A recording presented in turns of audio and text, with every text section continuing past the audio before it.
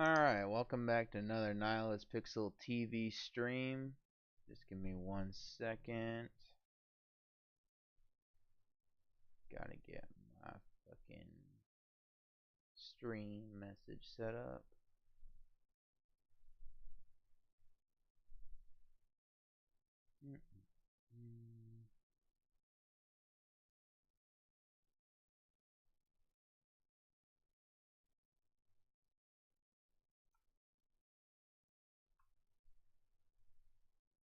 Pin that. Come over here. Pin that message. Won't let me pin it. Now I gotta go to Twitch to pin it.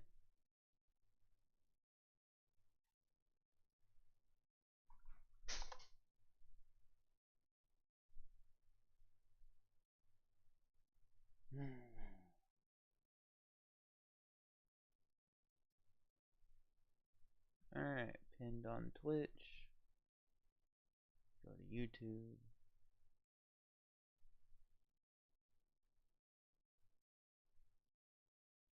Why am I not live on here? There we go. Alright, pinned on Post Twitch. That here. Go to YouTube.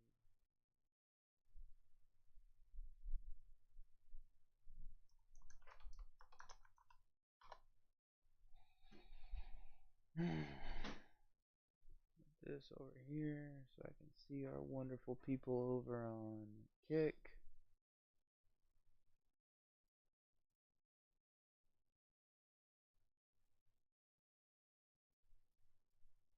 Take up half the screen, you piece of shit.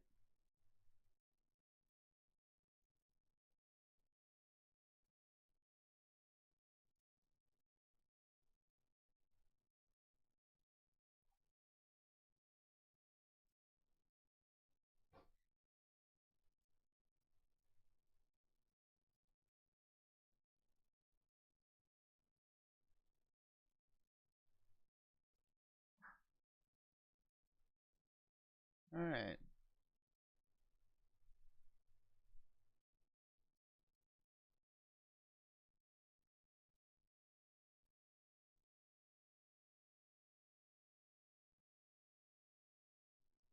Trying to see if there's a way for me to just...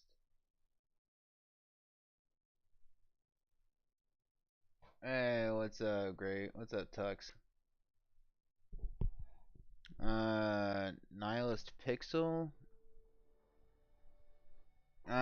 When I was a lot younger, I used to be super heavy into nihilism and just thought way too much about it. And then Pixel, I don't know. I thought the meaninglessness of nihilism along with a pixel on a big old screen just kind of added to it. Kind of like how you're like just space dust. Of course, I remember you. What do you call it? Yeah, we're all just dust in the wind at the end of the day. And so I thought just a single pixel on a screen would go well with that idea. Nihilism, it's like the idea that there is no overarching truth to the universe. Like if basically if God is not real, it's the Nietzschean philosophy that if God isn't real or if that there is no epistemic truth, then every fundamental piece of reality is without meaning, and the only meaning that is attributed to it is whatever you attribute to it. So only the individual is capable of giving any form of meaning or rhyme or reason to any action or thing in the universe, and that even though they give that object meaning or they give that action importance, at the end of the day it's still only their subjective meaning, so it's not actually that important. It's not actually real.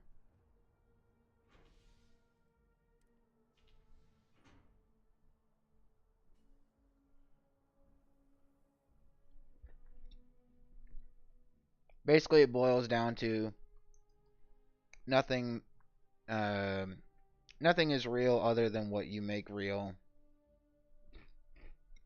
Nothing matters unless you choose to make it matter.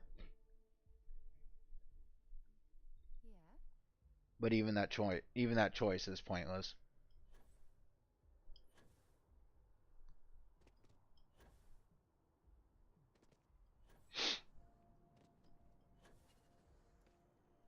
I think I what do you call it? I think I went over it with Ed a while back. There's like 3 steps to nihilism, and like the majority of people, including myself, I only did steps 1 and 2, and then step 3 is what Nietzsche hoped everyone would do, but nobody does it. Step 1 is acknowledging or believing that there is no God or that there is no fundamental truth to the universe. That's step 1. Then step 2 is realizing that if there is no overarching or fundamental truth to the universe, that literally everything is pointless and everything is meaningless. And then everyone, including myself when I was younger, gets stuck on that second step and become just depressive, nihilistic, like douchebags and losers. And then step 3 is when you, in the face of absurdity, in the face of meaninglessness, give life its own unique meaning. And even though every action you do at the end of the day is meaningless, you still choose to act because your choice is all that matters. Your reality is all that matters.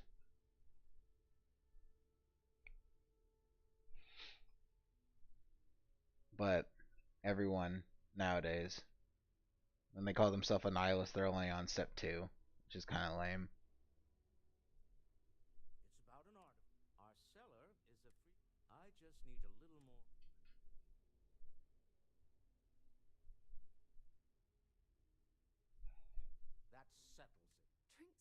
Oh yeah, Tux, did you join the moving off of such a bleak subject?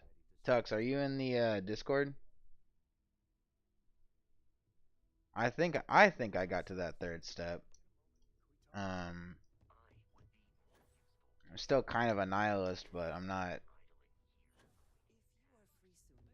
like, to me, it doesn't really matter if what I do doesn't mean anything. Um to me, let's see. I only have this life that I know of, that I'm certain of, and while I can never know 100% if the people in this universe with me are also real, I choose to believe that they are. And so, because I choose to believe that everyone around me is like me, which means like everyone else is thinking rational human beings, I would like to do what I can to make their lives better rather than worse. Um, so I think my step 3 was deciding that while I'm here, I want to do what I can to make my friends, my family, eventually my children's lives as good as I can make it before I, pass on, before I die. And then hopefully they do the same with what I've given. That's kind of my step 3, hopefully, Mr. Streamer. Yeah, what's your first language if it's not English? Because you seem to understand and type it pretty well.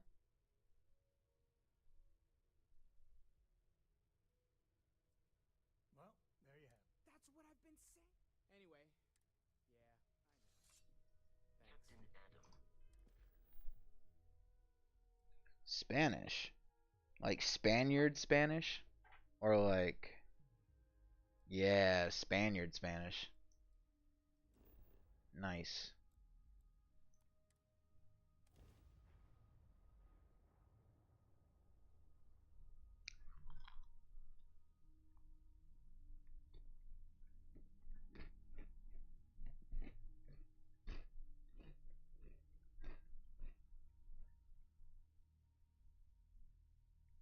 If you want, NP, Nihilist, Pixel, TV. I don't care. Anything works.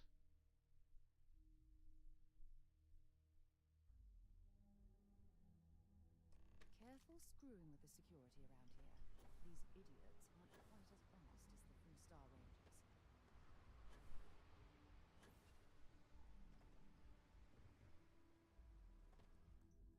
Wonder what to watch today.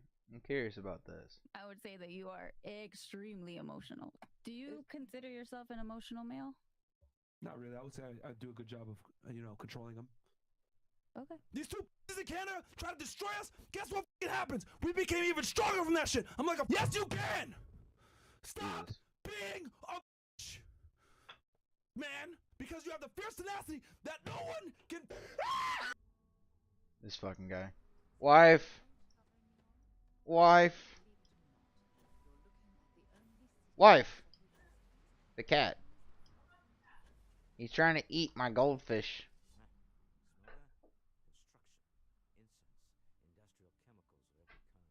He's banished.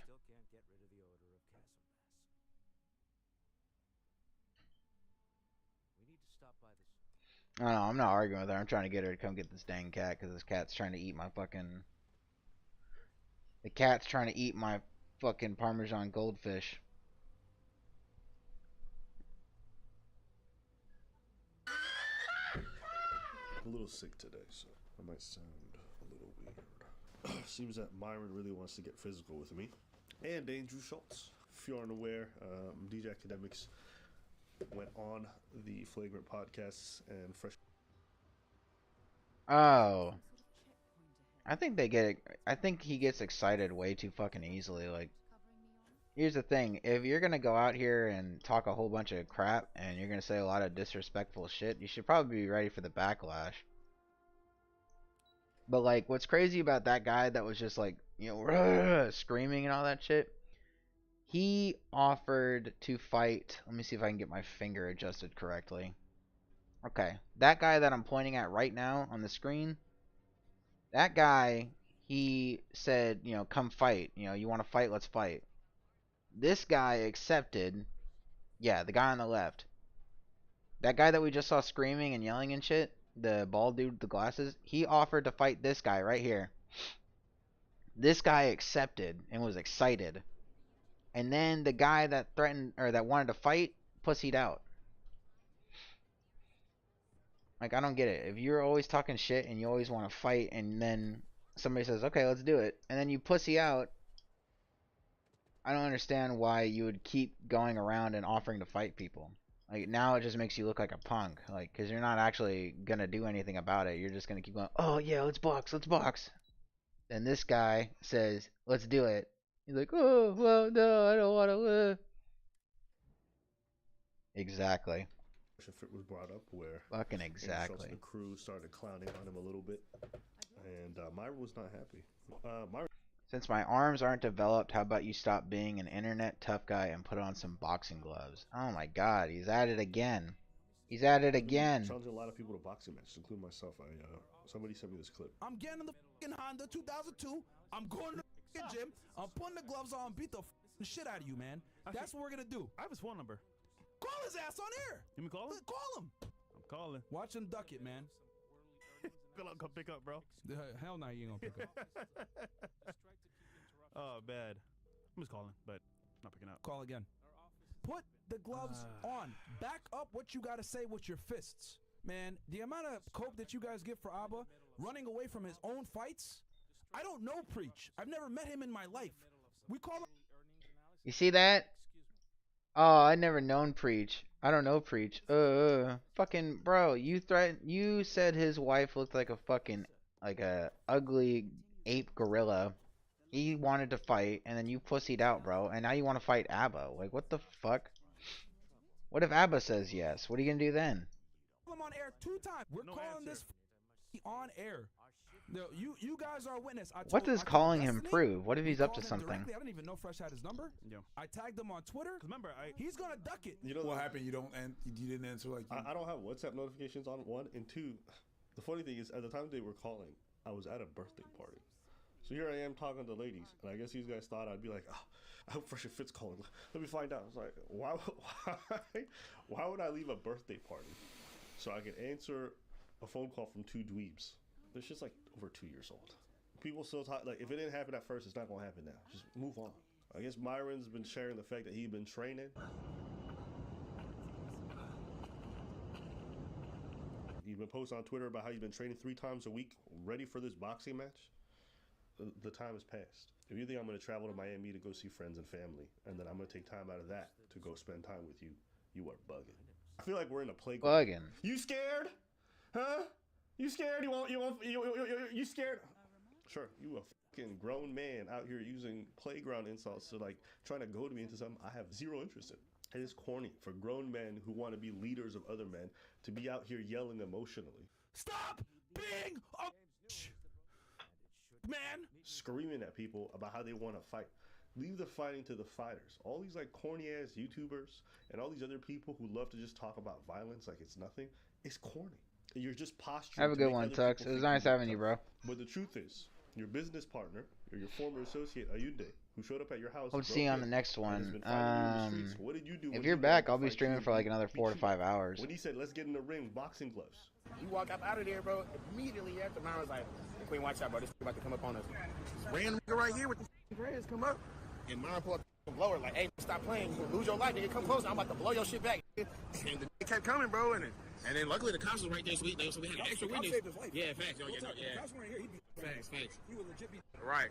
That shit crazy, bro. and he tried to question like 2 different occasions. Really? Yes, that's what I'm trying to tell you, like, bro. Like in public? Yes. You don't want to get in the ring with, even though he wants to get in a boxing ring with you. No, you pull out the blicky at that time. What happened? I thought you've been training. Why don't you take that fight? It's because your ego couldn't handle the thought of you losing. So you've done the calculation and you justify it however you want. But the truth is, it's because you're a coward. Ain't that right?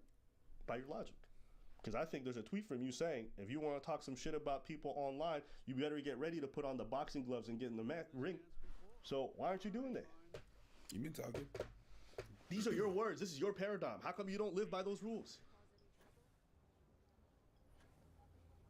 Doesn't that make you the biggest coward of all? Taking only fights that you...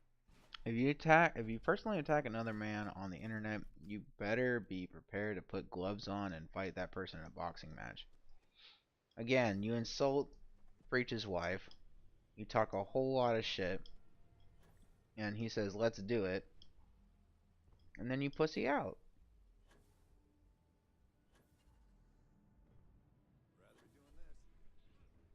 I don't get what the deal is here. I don't get why he continues to front like he's this big bad,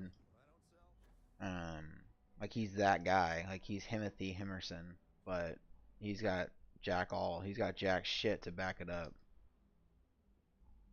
It's just annoying. It's just so fucking irritating that people act like this on the internet, and then the moment that shit gets serious, they back down.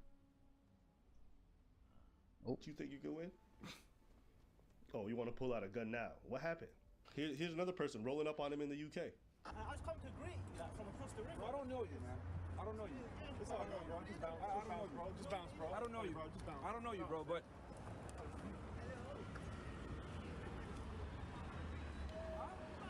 come back over here. Come back over here. When he's gone? When he's gone. Why didn't you have that same energy for Ayunde? For HS Tiki Taki, the one who wanted to fight you, been calling you, and lived in your building. Let's be real, I saw him earlier, yeah, boys. I saw him earlier walking into the hotel with his girl. I was looking at him and he won't even look at me. He's a little pussy. That guy's a pussy. Myron, he looks like a yo, his ego's mad. No, do you know what, yeah, you're probably watching this. Ego's mad, you're a little and I'll knock you out any day of the week. You're not red pill this week, you would have got bullied at school. I would bully you at school. No? Now you want to take off your shirt and fight somebody. Hold on. Yo, hold me back, man. Hold me back. That is that really the... Hold me back. Yeah. Hold me back. Yeah, you're not holding. Hold me back. Yeah. Yo, dude, what are you doing? What do you mean? You're supposed to hold me back. But you said you had a problem with it. No, you're supposed to hold me back. Okay, my bad. Hold me back. Yo! Yeah! Okay, you got You sense. so tough! Okay. Hold me back, You been man! working out? You're supposed to hold me back! I think you've been working out. I think you can handle Bro, it. you looking dumb right now. Bro, my bed's over there. We can just lay down and chill. What the f is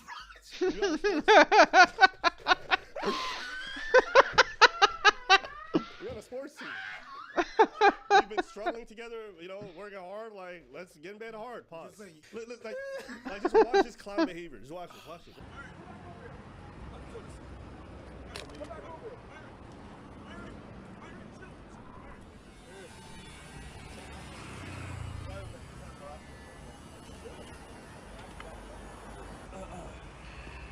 You coming back? You come back? Come back. Come back. I'll you up right now. What's good? What's good? Chill, bro. Chill. And just think, this guy used to be like a federal agent. Yeah, man. What a clown. Like, the criteria to be a federal agent gotta be trash. And you know what's funny is these guys always LARP about, oh, women are so emotional. Women are so... Look at this clown. He's in a foreign country risking himself to go to jail in the UK, get his visa banned for pretty much all of Europe. For what? Myron, chill.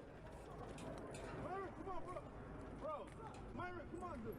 Shout out to Fresh. Be like, baby, come back. Baby, please. Baby, come back. Stop, daddy. Why are you want to fight, daddy? Stop. You don't look cool because you're taking fights you think you can win. It's like, what's his name? Sneeko.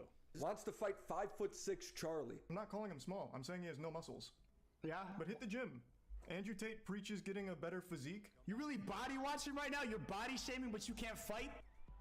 Chat, I'm not reacting to a stream. This guy's pissed me off, and you can tell him this. I want to meet him in person. Angela Wallace, you got me feeling some type of way, bro. I ain't gonna lie. Those glasses, this one little bit. I challenge you. I ain't seen the inside of a gym for about a year. I'm pretty sure I could fuck Sneeko up.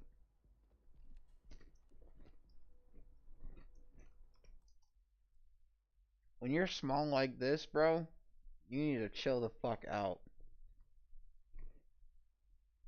I'm pretty sure I got 3 feet and like 100 pounds on Sneeko. I could fuck him up. You wanna box me, bro? Let's do a 1v1 boxing match. You say I belong to the streets? Yeah, I belong to the streets. We could rock this out on the streets or we could do it in the ring, bro. Let's box. You fat lying Yo, piece pause. of shit. You just called himself a whore. You Ethan Klein, if you said that about me, you lied to my name, to my face. Let's get in the ring. Stop talking shit about me and let's box. And then finally, when Brandon Buckingham is down to meet Sneeko, he's there to box him. They're both similar sizes. Mind you, this Brandon Buckingham said he wanted to run a train on Sneeko's girl. Sneeko would now rather just sit at home and tell jokes behind his computer. I'd rather sit at home and yell at a camera, tell jokes than, you know, risk my manhood falling flat for Brandon Buckingham. You know, if I lose So these guys aren't brave, they aren't courageous, they aren't strong. They just want to appear strong to their audience. They want to take fights they think they can win. I've said this from the jump, and I told this to Preach. I think this whole fighting shit is corny. During this whole feud between I've been Preach and Fresh and Fit, where we've been just basically clowning on some of the stuff and the dumb shit that they've said, all you've done is take L's. You've just cost your business millions of dollars. You're getting yourself demonetized over the dumbest shit. Is that how a leader operates? Is that what you want to teach everybody? Hey guys watching, don't be strategic, don't be smart, just say whatever you want, do whatever you want, and lose a bunch of money. Wow, that's great financial advice. That's a great example to set. You guys are grown people with networks in the millions talking about putting on gloves to settle your issues. Like it settles anything. What example are you setting for people? All your followers are going to get in boxing rings with people they have disputes with too? Just stop it. But you can carry on yelling. You can say I'm scared. You can say it doesn't bother me. Imagine trying to appeal to a bunch of strangers and be like, nah, I'm a brave man. I need y'all to know. So I'm going to get...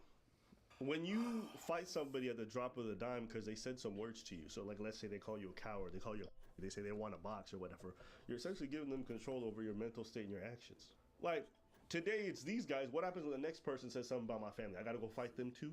What about the next person that has an issue with them? I gotta go fight them too? Like, it becomes a never-ending cycle, these kinds of things. I'm not saying don't defend your family. Somebody puts hands on your people, that's a different thing. But you gotta understand, like, there's not a shortage of people who are gonna say crazy things online. Are you gonna constantly react to everybody in the way they want? It's not because somebody calls you something that you then have to go and immediately start getting... It's not a reasonable way to handle yourself online. What do you want to say?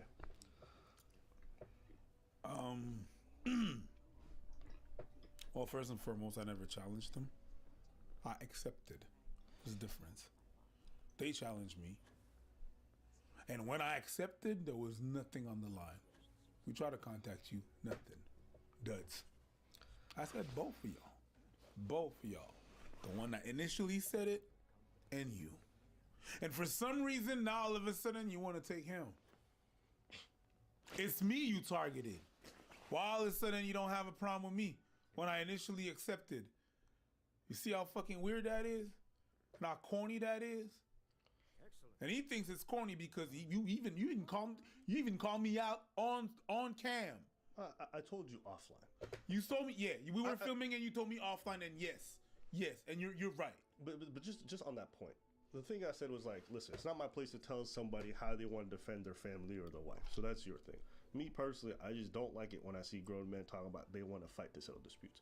But it's not my place to tell you. So you're your own person. I understand what you're saying, but you also said that it was corny. You said that to me too, and it's fine, and I agreed. That's not my point. I didn't think it was corny initially. But I said it was corny a year after. Yeah. You know, like a year after when niggas are still talking about it. It's like, if y'all not gonna fight at the beginning, just stop bringing it up. 100%. 100%. Yes, you're right. No, but you're right. It was a year after. To put the proper context, absolutely, it was a year after. Yeah. But you initially, you and your partner actually did that. You called me out. It's with me that you had a problem.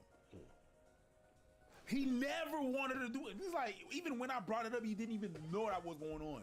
You can watch the video again. You're like, wait, what? What's going on? What? Yeah, I remember that. Wait, what? I was like, yeah. If y'all want to talk shit, come back in the studio. We'll talk about it. Or we can box about it too. Cause I'm in the gym now, you feel me? I'm feeling nice right now. I'm wired right now. That's why it's a box or preach, bro. That's why it's a box or preach, bro. So you know what? Come back to Miami. Let's box it out. Talk it out too. How about that? In 3 months, though. And later on in the video, you're saying that you want to box with me. Sort of happened that I'm gonna be in the U.S. next week. You want to fucking do this shit? Let's go, both of you. I'll be in the U.S. next fucking week. Hold up. Let's go. We'll put gloves on. Because not only this, that's why I have a problem. Now you talk shit about my wife. This nigga Preach is married, probably to a fucking beluga whale somewhere. And y'all niggas talking shit. It's crazy that they'll talk all this shit, offer to box, and then act like fucking cowards when their whole brand is being men. Their whole brand isn't being reasonable, being level-headed. It's protect your honor, protect your woman, protect yourself. Be better so you can do all that. But then you got Preach ready to fuck their shit up, and they're like, you don't want to fight.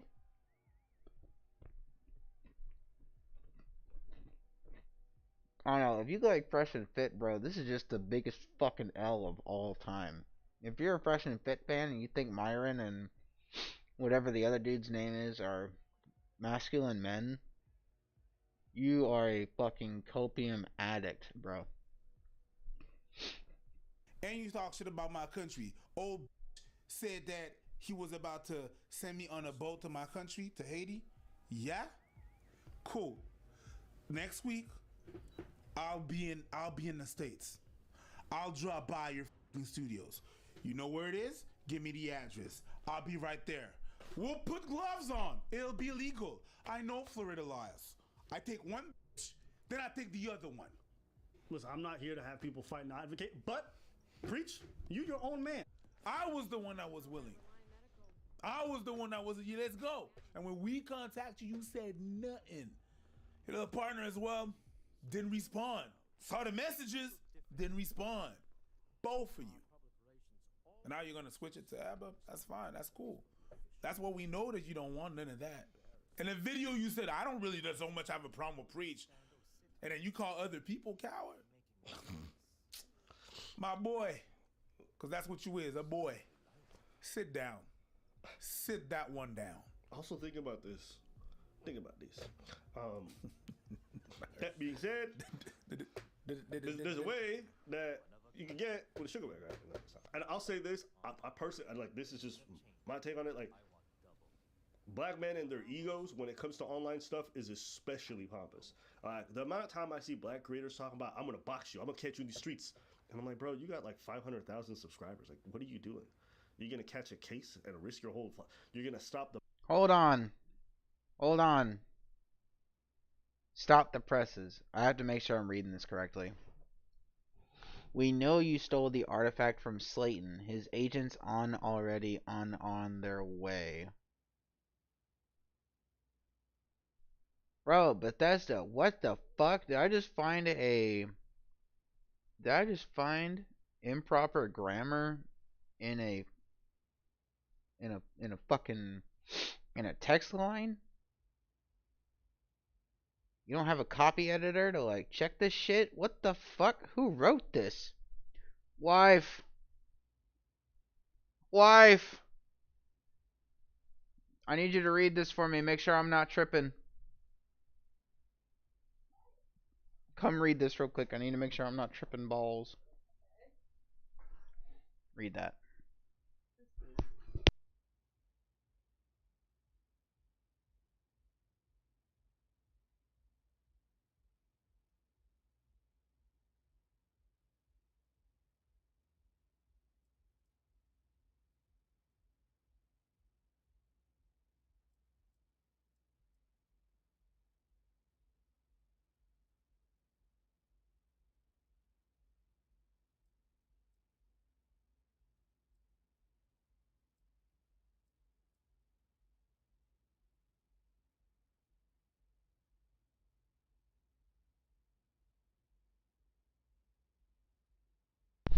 Alright, wife agrees.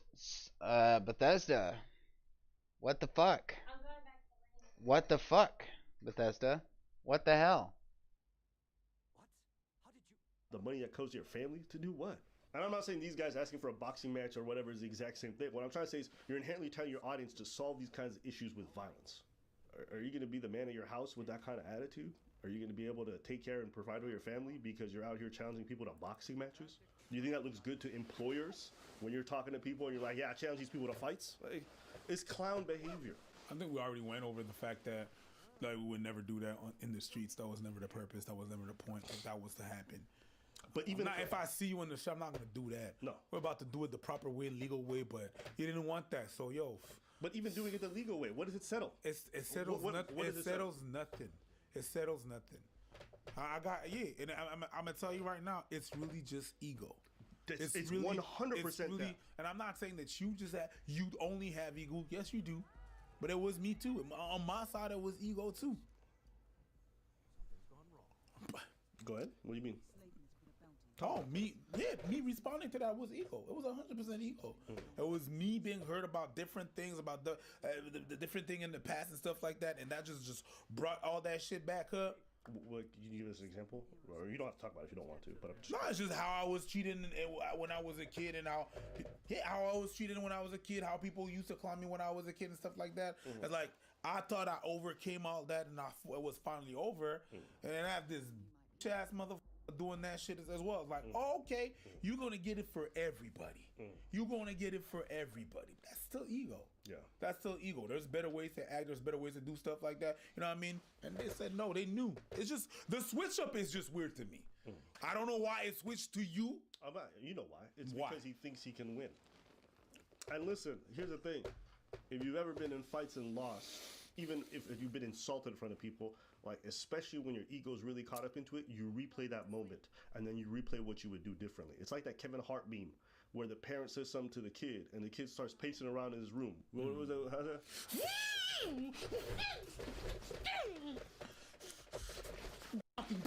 Yeah. Yeah. That's this guy in boxing. That's why he's been training, because he has his vision in his head of how he's gonna fix the past clownage that he's received. And it's not just a him thing. Like, you see this with our people all the time. A motherfucker says something on Facebook, they take the insult, they imagine everyone laughing at them, then they start ramping themselves up. The next time they catch a dude, they pull out a weapon, they do whatever. It's that ego that makes you it drives you crazy. Like, I can't stomach this shame. If I beat this person up, then even if you get that, you get the temporary boost, you get the dopamine from people calling you a big dude, but the truth is, you're still the same miserable ass person you were before.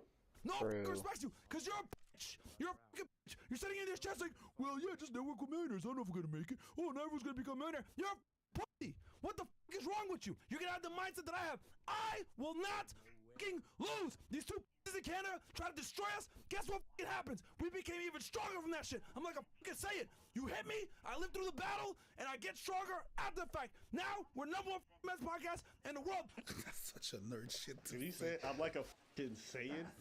Yo, did he just call himself some kind of DBZ character? Bro, you cannot. Yo, remember when I told you about that fantasy shit? You cannot tell me that that's not fucking nerd. I got in the hyperbolic time chamber, and now I'm ready to fight somebody weaker than me. God, if you're a Saiyan, go fight a Yende. That's what a Saiyan would do. That's what a Saiyan would do. Yeah. Go be Goku. Go be Vegeta. And what happened to Goku? He got beat up a bunch of times. He died a few times. He died.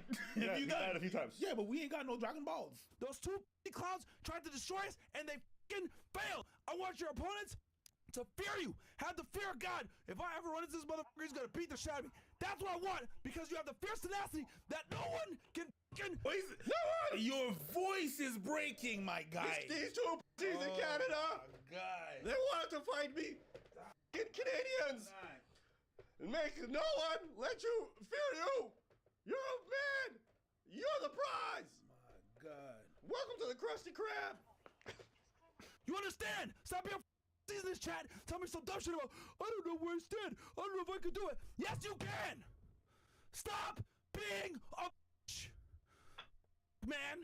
That's what I want y'all to be. Where everyone is scared of you. They cannot stop you because they know if I get in this motherfucker's way, he's going to run me over. And he's going to destroy me in the process. No one can stop you. That's what I want you guys to have. Man, hearing another grown man huff and puff while they say my name is pause. That is mad weird energy.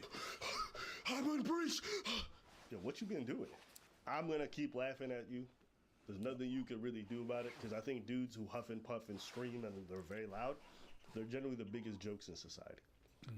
And the fact that you spend your whole time on your podcast calling women emotional, women can't control themselves, women are not to be...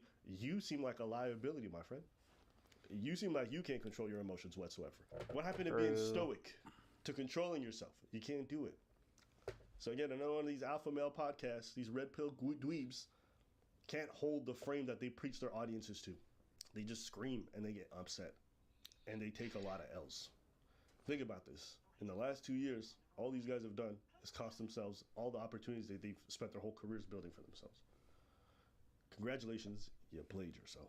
And you're probably going to lose way more down the line because you can't control your emotions. So, put a timestamp on it. You're going to say Abba predicted it. These motherfuckers not going to last much longer. By the way, we got a Discord. Please subscribe.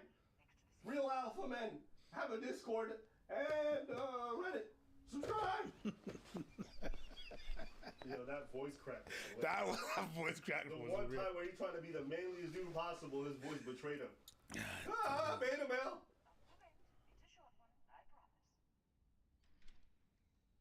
Fact, I'll tell you, I don't even know if I'll include this in the video, but did you see my fight? Did you watch this fight I did? It was an embarrassment, obviously. I did watch it, yes, I did. Yeah, it was a huge embarrassment on my part. I mean, a lot of people are proud that I just got into the ring, and I'm kind of proud that I got into the ring, but I had no chance against the guy. He's younger, healthier. I can't keep watching Boogie, or I'm gonna have I'm gonna have a stroke.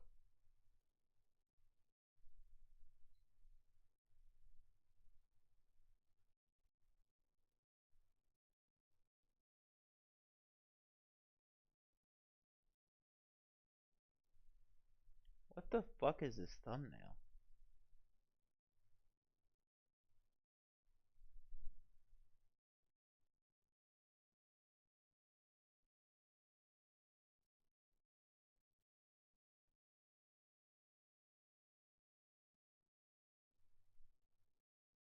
We need to fucking talk about something, man. You've gone too far. And I mean too fucking far. It's one thing to attack me.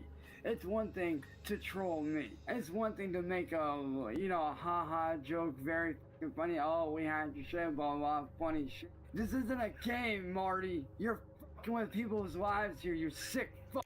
Some people get the short end of the stick when it comes to genetics, and not all of them deal with it gracefully. Sure, congenital issues can account for some shortcomings, but how many? When does someone cross the line, and, despite their defects, when can they be held accountable for their actions? A case study of this gray area is Ohio's very own Cyrax, often referred to as the dollar store Christian, or Asmongold's long-lost twin. Over the course of a decade, Cyrax has gone from an aspiring musician to trying to stay out of jail for things like abusing his grandmother, and sending some very unfortunate messages to people who definitely shouldn't have received them. So in today's video, I aim to answer the question, who the hell is Cyrax?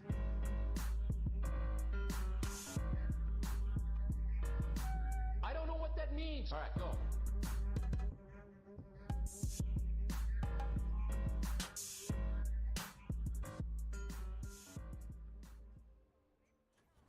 Like many other lolcows, Cyrax didn't just come about in a vacuum. If anything, he is the closest we've ever come to a purebred lolcow. Born Patrick Smith on September 20th, 1990, Cyrax claims he was born at just 26 weeks, weighing only 1 pound and 12 ounces, with only 1 kidney and 1.5 lungs, and with 1 blind lazy eye. At least in part, this is because his mother, Connie Lobdell, was herself challenged to some extent. Cyrax's grandmother, Sally, claimed she was fully disabled, although it's unclear what that means, while his father described her as someone with ADHD and another unnamed condition. He specified that it took him 3 years to teach her how to drive a car, which suggests some degree of intellectual limitation. Many speculate he suffers from fetal alcohol syndrome, though due to Connie's potentially impaired condition, there's hardly any way to hold her accountable for that. His father, on the other hand, is a very different story. In 1994, Rupel Mark Smith, the original legal name of Cyrax Sr., was arrested. While accounts on this vary, with Cyrax himself saying his father went to jail the day he was born, the records available put his arrest at when Cyrax would have been 3 or 4 years old. On July 26, a 14-year-old girl was raped by an unknown man who chased her off a bike path for around 50 feet. According to a person who identified as the unnamed victim, he'd already been stalking her prior to the assault, which meant it was premeditated and suggestive that he'd probably done something like this before. She gave a detailed description of her attacker and his blue 10-speed bike to the police, who prepared a composite sketch. When presented with photo lineups, the victim picked Rupel out of both of them. The sketch was then published in the local newspaper and ended up being seen by Rupel himself just 2 days after the attack.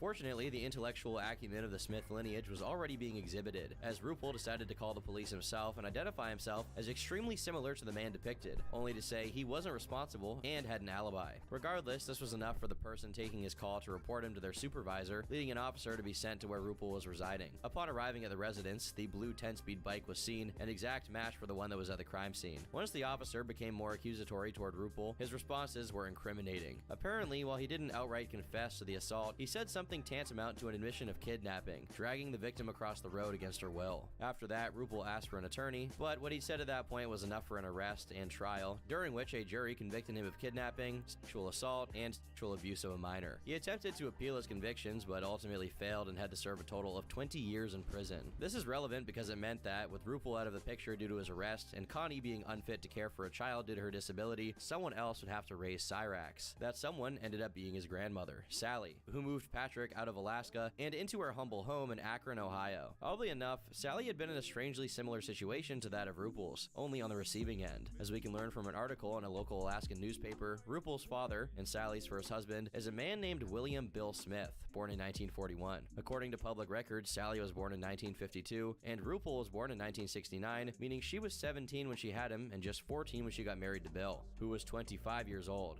the exact same age Rupel had been when he committed his crime. What's worse is that Rupel had older siblings, though records on how many are difficult to find. We know that at least one of them was also named Bill, who ended up simultaneously suffering from AIDS and cancer until he passed away in 2015. Just so you know, when I say Cyrax is a purebred lolcow, I mean generations of extremely unfortunate circumstances have coalesced to bring him forth. Via newspaper clippings of one of Sally's brother's obituary, we can determine her maiden name is Arntzen, but when she took Cyrax in to raise him, she was married to another I'm reloading man because I want to try to boost Sarah's fucking I want to try to boost her proclivities towards me, but the problem that I'm having is that I don't know what the fuck actually works or not. I don't know if showing mercy to someone will make her like me more, or if I can be brutal to bad people. I just don't understand. Her shit is so confusing. She decided to rename Cyrax accordingly, calling him by the name he went on to use for the entirety of his life. This is Chance Finley Wilkins talking to Nicholas Beagler. What you fail to realize, Nick, It's that I made you. From Patrick Smith to Chance Wilkins, from Alaska to Ohio, Cyrax wasn't even 5 and was already undergoing some radical transformations. In his recollection, he had a very rough time at school, with people bullying him and giving him swirlies due to his appearance. I was supposed to die the day that I was born. And when I was born with 1 kidney and 1.5 lungs. And, growing up through school, I did get picked on. I got bullied way more than most. I got judged, I got beat up every day. I was that kid that was an outcast in high school. But, as we will learn in full detail, Chance isn't an entirely reliable narrator, since contrary to his claims, it seems he did indeed have friends during his school years. In an interview with Elspeth, a friend of Cyrax's from high school, she said, "We met quite literally in high school. We had a mutual friend in common, and that's how we met." According to Elspeth, Chance and his group of friends bonded over their interest in dancing, so much so that she herself is a trained ballet dancer. She recalls an instance where they both performed a piece called The Dueling Dancers at the school's talent show, but unfortunately there's no footage of this event. When they weren't at school, they usually met up and hung out at the house of their aforementioned friend, Billy Seiler. Billy was a short, legally blind African-American student, and Cyrax described him as a closer friend than the rest of the group. After all, Billy was the one who introduced him to Linkin Park, one of Cyrax's favorite bands. Months before any of his followers investigated Cyrax's story with Billy, Cyrax spontaneously brought it up, saying, "Unfortunately, when I was 16 to 17 years old around that time period, I was actually by one of my best friends from high school. Now, at the time, I didn't know that he was gay. I had actually met this kid. His name was Billy Seiler. We had gone to the same high school together, and me and him grew really, really close. We were super cool with each other." This is quite a claim to make, especially to bring it up as lightly as Cyrax did. This was enough to rouse suspicion, but as time went on, the situation only worsened. In another retelling, Cyrax mentioned that his family spoke to the school about what Billy supposedly did to him, and the school responded by kicking Cyrax out so it wouldn't happen again. "They know what Billy did. That's why they removed me from that school, so it didn't happen to me again." Though this isn't impossible, it sounds unlikely that the victim of such a circumstance would be the one getting kicked out of the school. Yeah, Worse that's yet was the bullshit. fact that Cyrax originally claimed to have been 16 or 17 when this took place, but he only changed high schools after 2009, when he would have been 19, meaning the time frame doesn't really add up. This discrepancy was confirmed by Cyrax himself, who later changed it and said that, while Billy was underage, he himself was not. Cyrax, how are you not so pissed though at that school? Oh, Like, I I am. think it's Oh, I am. insane. You should have never been Oh, expelled. we tried. as a Oh, fucking we victim. tried, and that's the thing.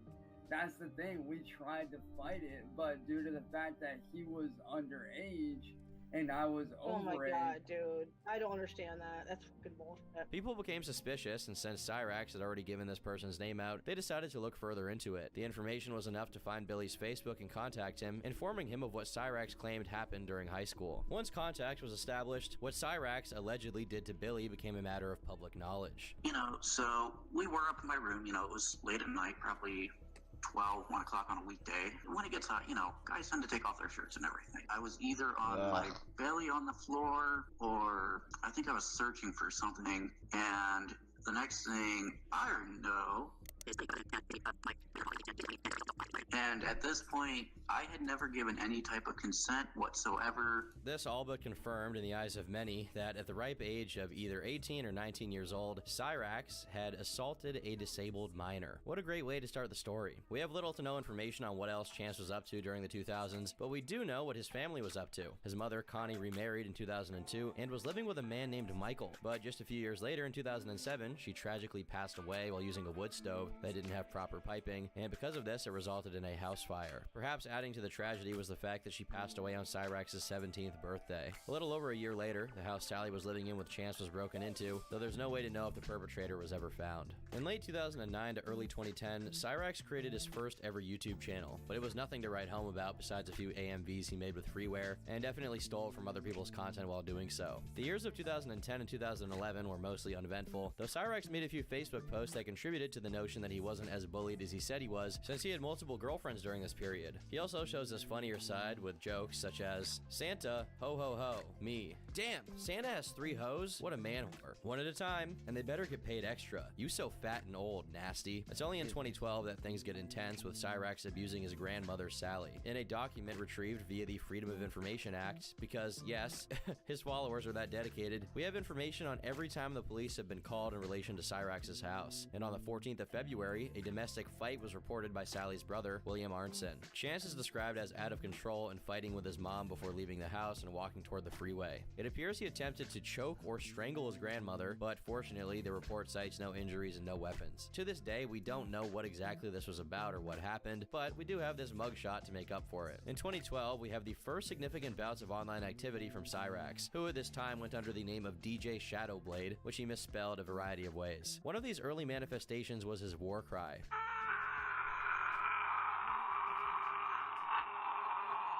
Supposedly, this was him beating Chester Bennington's record of longest scream, though what Chance did here hardly qualifies as a scream, more of I don't know. Sounds like me when the drive-thru takes longer than 3 minutes. A year later, despite being a whopping 23 years old and still in high school, we have a couple of videos from this time period wherein he's doing basic parkour moves like handstands and wall jumps. Cyrax claimed he had a GPA that was just a couple of points short of 4.0 and was at the top of his class, but they didn't allow him to graduate because he didn't have a perfect 4.0 GPA and was too ugly to graduate, so he eventually got kicked out of the school altogether. Another claim of his was that in this school, he was also severely bullied to the point where a bunch of students pushed him from a balcony. This, too, appears to be a lie, as explained by his aunt, who gave an interview explaining what had happened. It was lunchtime, and these kids dared him that he couldn't jump something from the balcony. The backflip, okay? the backflip. Okay, hold on. I had a question about this. After certain head injuries, like, people fucking have dramatic personality changes at times. Do you feel like after the fucking head injury, like... What head injury? He didn't hit his head. He smacked his head off he was like on the second floor when he did the backflip. It was like off the second floor. He didn't hit his head. He landed on his side and broke his arm. You see, in order to cover up from having taken a dare and stupidly jumping off of a balcony, he made up a fake story about the other kids having pushed him off of it. He went as far as lying to the police and actually accusing the other students of having done it, but when it turned out that he was lying, he was promptly expelled from the school, and his GPA being below 1 probably didn't help. In his later videos, he enjoyed telling this story as the source of his inexplicable talent, as if hitting his head on the concrete, which he didn't do since he landed on his side, made him into a musician. As is proven by his very own early uploads, this is a lie since he was already in the music grind, and particularly in the Juggalo scene as early as 2012. One of his earliest uploads still up on the internet has him long-windedly complaining about how strict and rule-oriented the Juggalo community was. This is most likely due to the fact that Cyrax only feigned to be a Juggalo in order to be a part of the community and find friends, but had no idea what being a Juggalo was about, didn't listen to ICP or any artists related to them, and this was eventually proven by Juggalos who decided to quiz him on his ICP knowledge. So I was just curious, what what was your first album that you got into the clowns? Believe it or not, dude, it was probably, I'm trying to think. I want to say either Jekyll Brothers or Riddlebox. I can't remember which one it was that got me in. So what did the cover look like? Really, dude? Do you know how many years it's been since I've listened to that shit? Still, it didn't prevent him from claiming he was in the family in the past decade. How dysfunctional do you have to be in order to struggle to meet the criteria for a Juggalo? The only community with lower standards than theirs is probably furries. No offense, just saying. While very little has been archived from this era due to how frequently Cyrax deletes everything he has online, only to make a new account with a different name the following day, judging from his very old and empty LinkedIn page, he claims to be a part of a Juggalo record label called Killa Clown Sounds ever since May of 2009. As we can learn from his Facebook, his only prior occupations were abstract artist and painter at C. Wilkins Art and, soldier's son. Given RuPaul's state of affairs, it's clear this is talking about Sally's husband at the time, Gordon Wilkins, who gave Chance his last name. Once again, deferring to his Facebook post, he claimed to have dropped his first album, Blood on My Hands, in 2010, under the name of Kid Darkness. It looks like his sister was responsible for getting him into contact with the owner of the label, Eric Scrubolo, who signed Cyrax out of pity. A little later on, it seems Chance also did a brief stint as a Christian rock artist, and if this poster is anything resembling genuine, he performed somewhere. I really wish we had footage of this stuff, but in compensation, we have Cyrax expressing his religious fervor in his very unique fashion. I swear, man, I wish I could give that no-good Satan and his demons a piece of my fist and foot in their mouths and shut them up for good. In a comment he left under this post, he also seems to believe that God killed the devil at some point. I'm not sure if that's in the Bible or if it's in his headcanon, but for a man as devoted to Cyrax, I won't be the one to cast doubt on his theological knowledge. In another post from this time, he lamented his lack of success in the music industry, saying, "My name is Chance Wilkins. I'm 21 years old, with my mom working 2 days a week waiting tables in a little restaurant, and it's still not being enough to fully get by on bills, and me going through many hardships in life. I decided to do something to help all that. So I decided to get into music, and many people have judged me because I auto-tune my real voice to make it sound better, but I don't care. I still keep going, and I always will. I don't ask for much. I just ask for my dream to come true so I can help my family." Kind of a sweet message, actually. It must have been really stressful to carry his family on his back, since it's during this period that he begins developing his infamous skullet. He was convinced he was going to get paid up to $5,000 and that he'd be in every music magazine, but unfortunately this never happened. Even before people were actively trolling him with fake promises of fame and fortune for his music, Cyrax proves to truly be one of a kind, as he tricks himself into these delusions for no reason without any outside interference. Another of his uploads from 2012 is a video called Inside the Shadows, which has Cyrax giving an unrequested tour of his house to his non-existent audience. It's very aptly named since the lighting is horrid and you can barely make out what he's trying to show you. While the majority of content this early is completely lost and most likely rotting in the cursed confines of Cyrax's hard drive, we do have an archive song he worked on. Given his slurring drawl is nowhere to be heard during the track, and the beat sounds like if you converted a brain hemorrhage into an MP3, we can presume he was the producer. Check it out for yourself. Party, party, party, party, party. The smell of it is... The smell of it is... In August, he claimed he was working on an album with fellow Juggalo rapper Spitfire the Twisted Killer, who doesn't seem to actually exist. In early 2012, it appears he either was or wanted to be involved with a girl named Hannah, as we can see in a post of his where he apologizes to her for some unspecified wrongdoings of his and performatively says she's the reason he didn't do something drastic the night prior. This appeal wouldn't stick though, and a while later, he not only starts dating but supposedly gets engaged to a new girl named Heather, who appears to also be very into Juggalo culture and works on music with Cyrax under the name of Shadowcat Hashlet.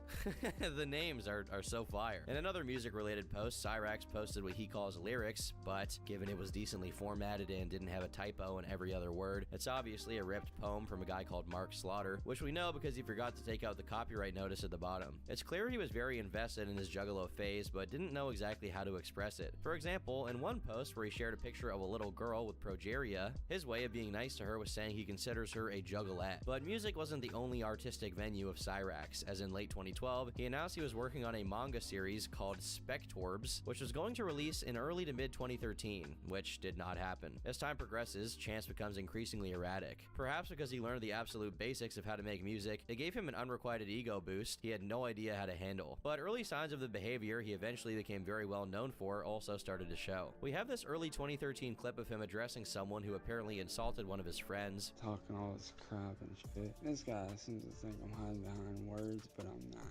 You hear that, Aaron? I'm not hiding behind anything, little man. You want a little man? Look at you. You're nothing but a punk ass baby. Hiding behind his own damn words. He's too afraid to stand up to me like a real man. Anyone with decent online experience knows there's no greater waste of time than engaging in keyboard warriorism, not to mention the fact that people who are belligerent online tend to be trolls that you stand nothing to gain from interacting with. But obviously this is hard to explain to Cyrax. However, where a typical person sees a waste of time, Chance sees an opportunity to act like he's a WWE wrestler whose gimmick is talking like he just came out of a sludge puddle in the middle of a trailer park. From the get-go, it's very clear he gets a kick out of making threats of violence and pretending he can beat up people or kill them. Still, no matter how unlikable he gets, he keeps finding his way into new girlfriends, and by 2013, we finally get to see the face of Heather. Her first appearance is in a video he published on the very first day of 2013, where he announces he's abandoning the Juggalo lifestyle, but emphasizes he's still a part of the family. Like, we're not going to stop being friends with any of the Juggalos, and that if you guys still want to be our friends, that's cool, but we just dropped the lifestyle. Exactly. We didn't drop the family itself. It's the lifestyle itself that we drop. Chance is very keen on giving himself an air of sophistication and seems to very consciously imitate the kind of statements and manner of speech that actual artists exhibit during interviews, as if mimicking the way they talk is an effective way to become famous himself. Anthropologically speaking, it's fascinating to see a guy act out what is tantamount to a cargo cult of these celebrities he follows in real time. A little while later, Chance publishes another video, this time apologizing for having thrown the dog tags from his record label, Kill a Clown Sounds, into a lake. When we did the whole thing with the dog tags, it's because we were pissed off. We didn't know what the hell to do. We were only doing like my mom wanted us to do. She came up with the idea to throw them into the lake, and at the time it seemed like a good idea.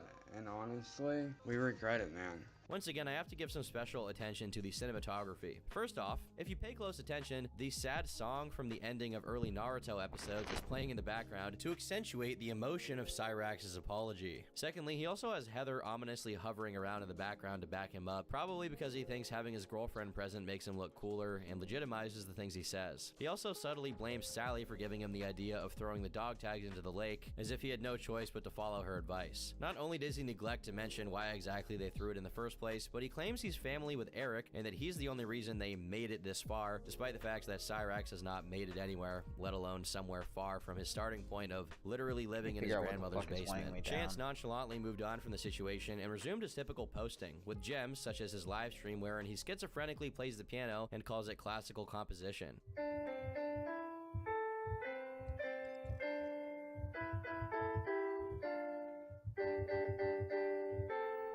Mwah. Beautiful. However, much later down the timeline, people decided to look further into Cyrax's departure from Scrubbalow's label, only to discover what he was actually dropped for. I've known him for close to maybe 10 years. And to be honest with you, in the beginning I felt bad for the guy. And he was trying to be a DJ, and I'm like, okay, man, well, I mean, I kind of feel bad for you.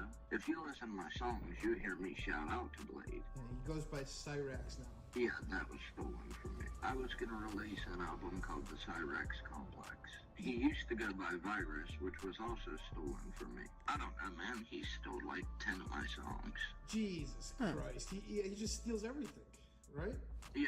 Besides these events, 2013 was a remarkably vacant year for Cyrax, especially in regard to his social media activity. His Facebook has just a couple of posts. Apparently, after his departure from Killa Clown Sounds, he was then a member of another music group called Redcon 1. The last honorable mention of 2013 is another police report of a fight which Sally called in, though it took place much later in the year and we have no way of discovering what it was about. In 2014, we have relatively few actual posts on his Facebook, but plenty of changes to his profile and background pictures, with doozies such as this Second Life character with some kind of lyrics to the side, and what seems to be a superhero character created by Chance called Red Phoenix. He also uses one of those free Yu-Gi-Oh card making websites to make cards for a bunch of new metal and emo bands. And while he continued to be associated with Redcon, he now titled himself as an anime illustrator and author for a series called Rinmaru Highlander, which doesn't exist. In one of his few archive posts from this time period, he claims to be an American soldier, which is something he adopted on account of his adoptive father, Gordon, as he was retired from being in the military. In May of that year, he began a new video series called Gamer Madness Monthly, which he never continues. In his first episode, he announces he will be working on a horror game called Possessions that will somehow simultaneously play like Resident Evil, Call of Duty, and Halo. In the same time frame, he posts another video complaining about the zero tolerance laws on fighting. I'm actually not sure what he's talking about here, but the gist of it is he's lecturing the then President Barack Obama on why the law needs to be changed so that people can defend themselves. I think this is a case of Cyrax trying to chime in on a political topic, but misinterpreting what he was trying to talk about. This is very rich, since were it not for the fact that he was so visibly challenged, Sally could have charged him with assault for trying to choke her out a couple of years prior. A few months of silence go by, and finally, we get to hear what Cyrax sounds like when he's rapping. As you can see from the cover, this was a song done in collaboration with an unnamed third party in a group called Underground Assassins, and I'm guessing this other guy is responsible for the new metal screaming that shows up for a few seconds in the middle of the track. What's also noticeable is the creative liberties Cyrax takes, such as saying the gamer word every other line, sometimes more than once in a single line. Not that we should have a problem with that, considering Cyrax is from the hood and he does represent. His vocals seem sped up to fit in the track, which is strange because they still aren't anywhere in the vicinity of being on time. And it should also be noted that once again, this is all done over a Linkin Park beat. On the same day the track went up, Cyrax also uploaded the first episode of a new series called Underground Show, and surprising absolutely no one, it's the same as all of his other shows where he just kind of films himself with a handheld camera in a dark basement. Besides showing the art pieces he had made out of what looks like plastic beads, he explains that his intention with this series in particular is to review things from the 90s or even before, from TV shows to video games. A few days later, he dropped a cover of the Linkin Park song Burn It Down, except he does grindcore type vocals instead of actually singing it.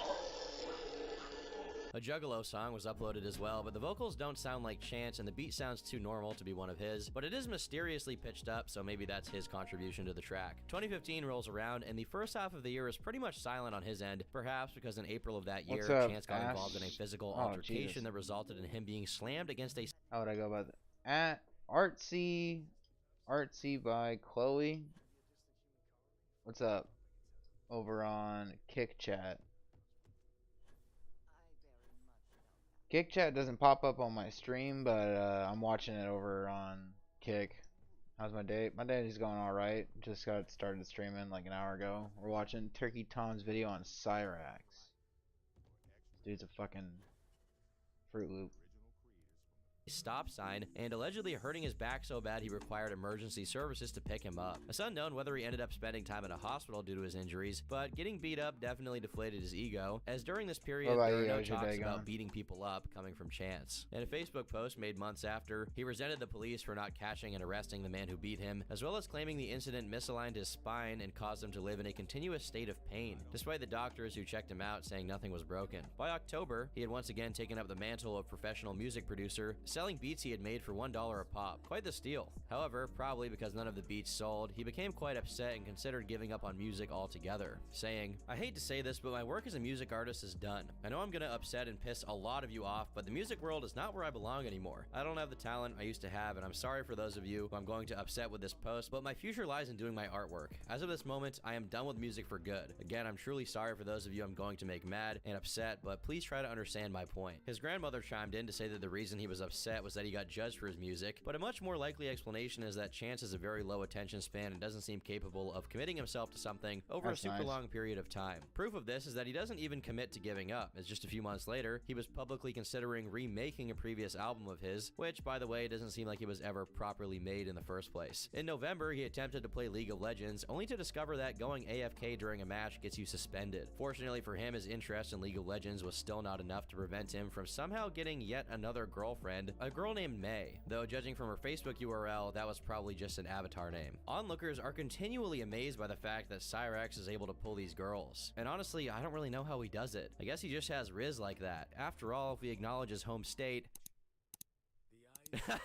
Never mind. In November, Sally made 2 calls to the police to report a suspicious black vehicle parked outside their home, but there's no way of knowing what this was about. Meanwhile, Chance is up to his usual shenanigans as a little while later, a tragedy takes place in the city of Akron. A man named Zach Hussein is shot in a pizza parlor, prompting Chance to make a plethora of posts calling the man his brother and good friend, although there's no evidence he even knew this guy. Most likely, Cyrax is trying to ride the coattails of the news, so much so that his way of mourning Mr. Hussein was to start making custom car designs in what looks like Second Life, with the guy's face and name plastered all over them, no less. He went as far as to open a Facebook page called ZNC Customs, with the ZNC standing for Zach and Chance, and it's very likely there was no approval whatsoever for this to be done. And with this wonderful image as his profile picture, we close 2015 off as the calm before the storm. In January of 2016, he announced the creation of an anime-style punk metal band, and just a day later, he said he would be developing a video game for mobile devices. On the exact same day, he took it back in another post saying, "I have some saddening news. I know many of you were looking forward to me bringing back a few games, but due to the stress level of the programs, I am making them into a manga, which will be released within the next few months. I am deeply and terribly sorry for the upset this may cause for some of you, but I feel as if making them into mangas will be much easier for me to do and less stressful. It's becoming needless to say, but neither the mobile games nor the mangas were ever made." Also on the same day, he puts up a post for the sale anything of a by thumb drive Bethesda, for $50 via PayPal, containing Skyrim, 40 Fallout New custom art Vegas, pieces, now 10 custom Starfield, 3D car designs, fucking and addicted to 10 Starfield. unreleased instrumentals of his. And if you want an idea of what these art pieces are, when they aren't stolen from other people, they are the product of presets and automated designs, such as these lovely vases he was showcasing a little while later. Likewise, the instrumentals he makes are all using software that automatically structures a beat. A few days later, he began selling custom anime art for $5. Presumably, when this manic period of hyperproductivity died down, Cyrax settled back into a melancholic, depressive state, as on February 7th, he mourns his absence of a girlfriend. A lolcow classic. Why can't I be happy with a wonderful girl who loves me for me and won't hurt me or use me, then throw me away? All I want is to be happy. I got Is that family too that much to plays a ask lot of for? To be Valorant. happy with a girl who Yeah, I doesn't played drink, Valorant smoke, before. or do I any just drugs, I'm or not stand too by good my at side fucking no matter what? Is multiplayer that really too shooters. much I to get ask pissed for? off The too, no way too drinking, no easily. drugs caveat is truly reminiscent of the GOAT, Chris Chan's attraction sign, but the comments reveal that Cyrax is indeed a fake cell, as a girl named Michelle. I think the last time I played Kingsbury Valorant, says, I "You got are not banned single. for like. I'm yours, ain't I? I thought I've I been think I yours got since banned like for like a October." week or Cyrax two thought from it wise chat. not to respond to these fake cell allegations, though. Seriously now, it's almost as if he has a child's idea of what having a girlfriend means, and is sufficiently pleased by just calling someone that and being done with it, so much so that he's even forgotten someone had actually agreed to be his girlfriend already. His businessman persona takes the wheel again, this time advertising his pottery pieces with what looks to be poorly rendered 3D Celtic rune patterns. Once again, he didn't sell a single one, and I doubt that he could actually even get one of these vases made if someone was goofy enough to buy one from him. His mania dies down, and after complaining about not making any money with his art, blaming it on companies not giving him a chance, he decides to go after the people who are stealing his art and claiming it as their own. While this is ironic, considering that he's done this hundreds of times at this point, there's no evidence that anyone's stolen any of Cyrax's original artwork at all. If I were to guess, he saw someone complaining about being stolen from and decided to just do the same thing. Obviously, if this was a real concern about a real piece of artwork, he could just get it copyrighted. If Chris Chan managed to copyright Sonichu, there's no way Cyrax couldn't do the same thing with his art. In April, he opened a new record label called Metal Militia, which hosted his band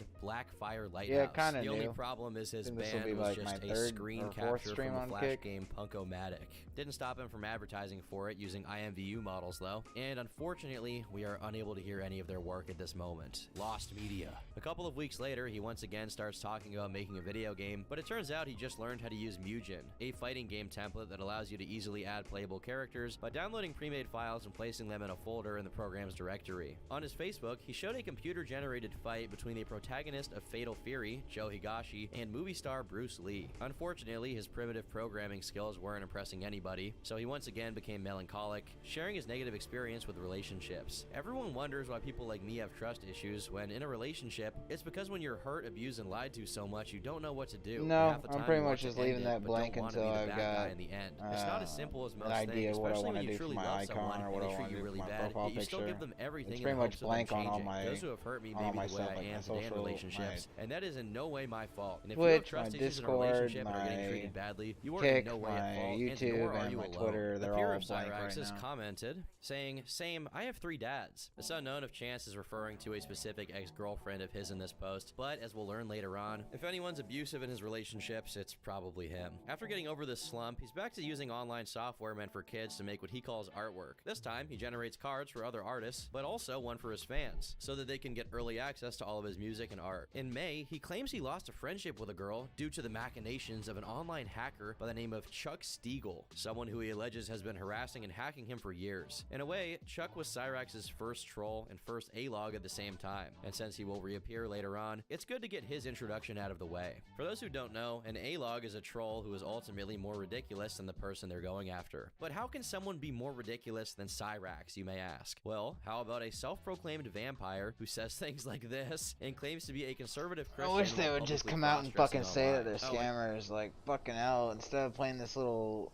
waiting game, or like, not waiting game, going step by step through their little fucking script. So fucking annoying. Like, I don't want to make it to where you have to wait half an hour as my follower to fucking message, because that shit was lame, but man, these people are fucking irritating.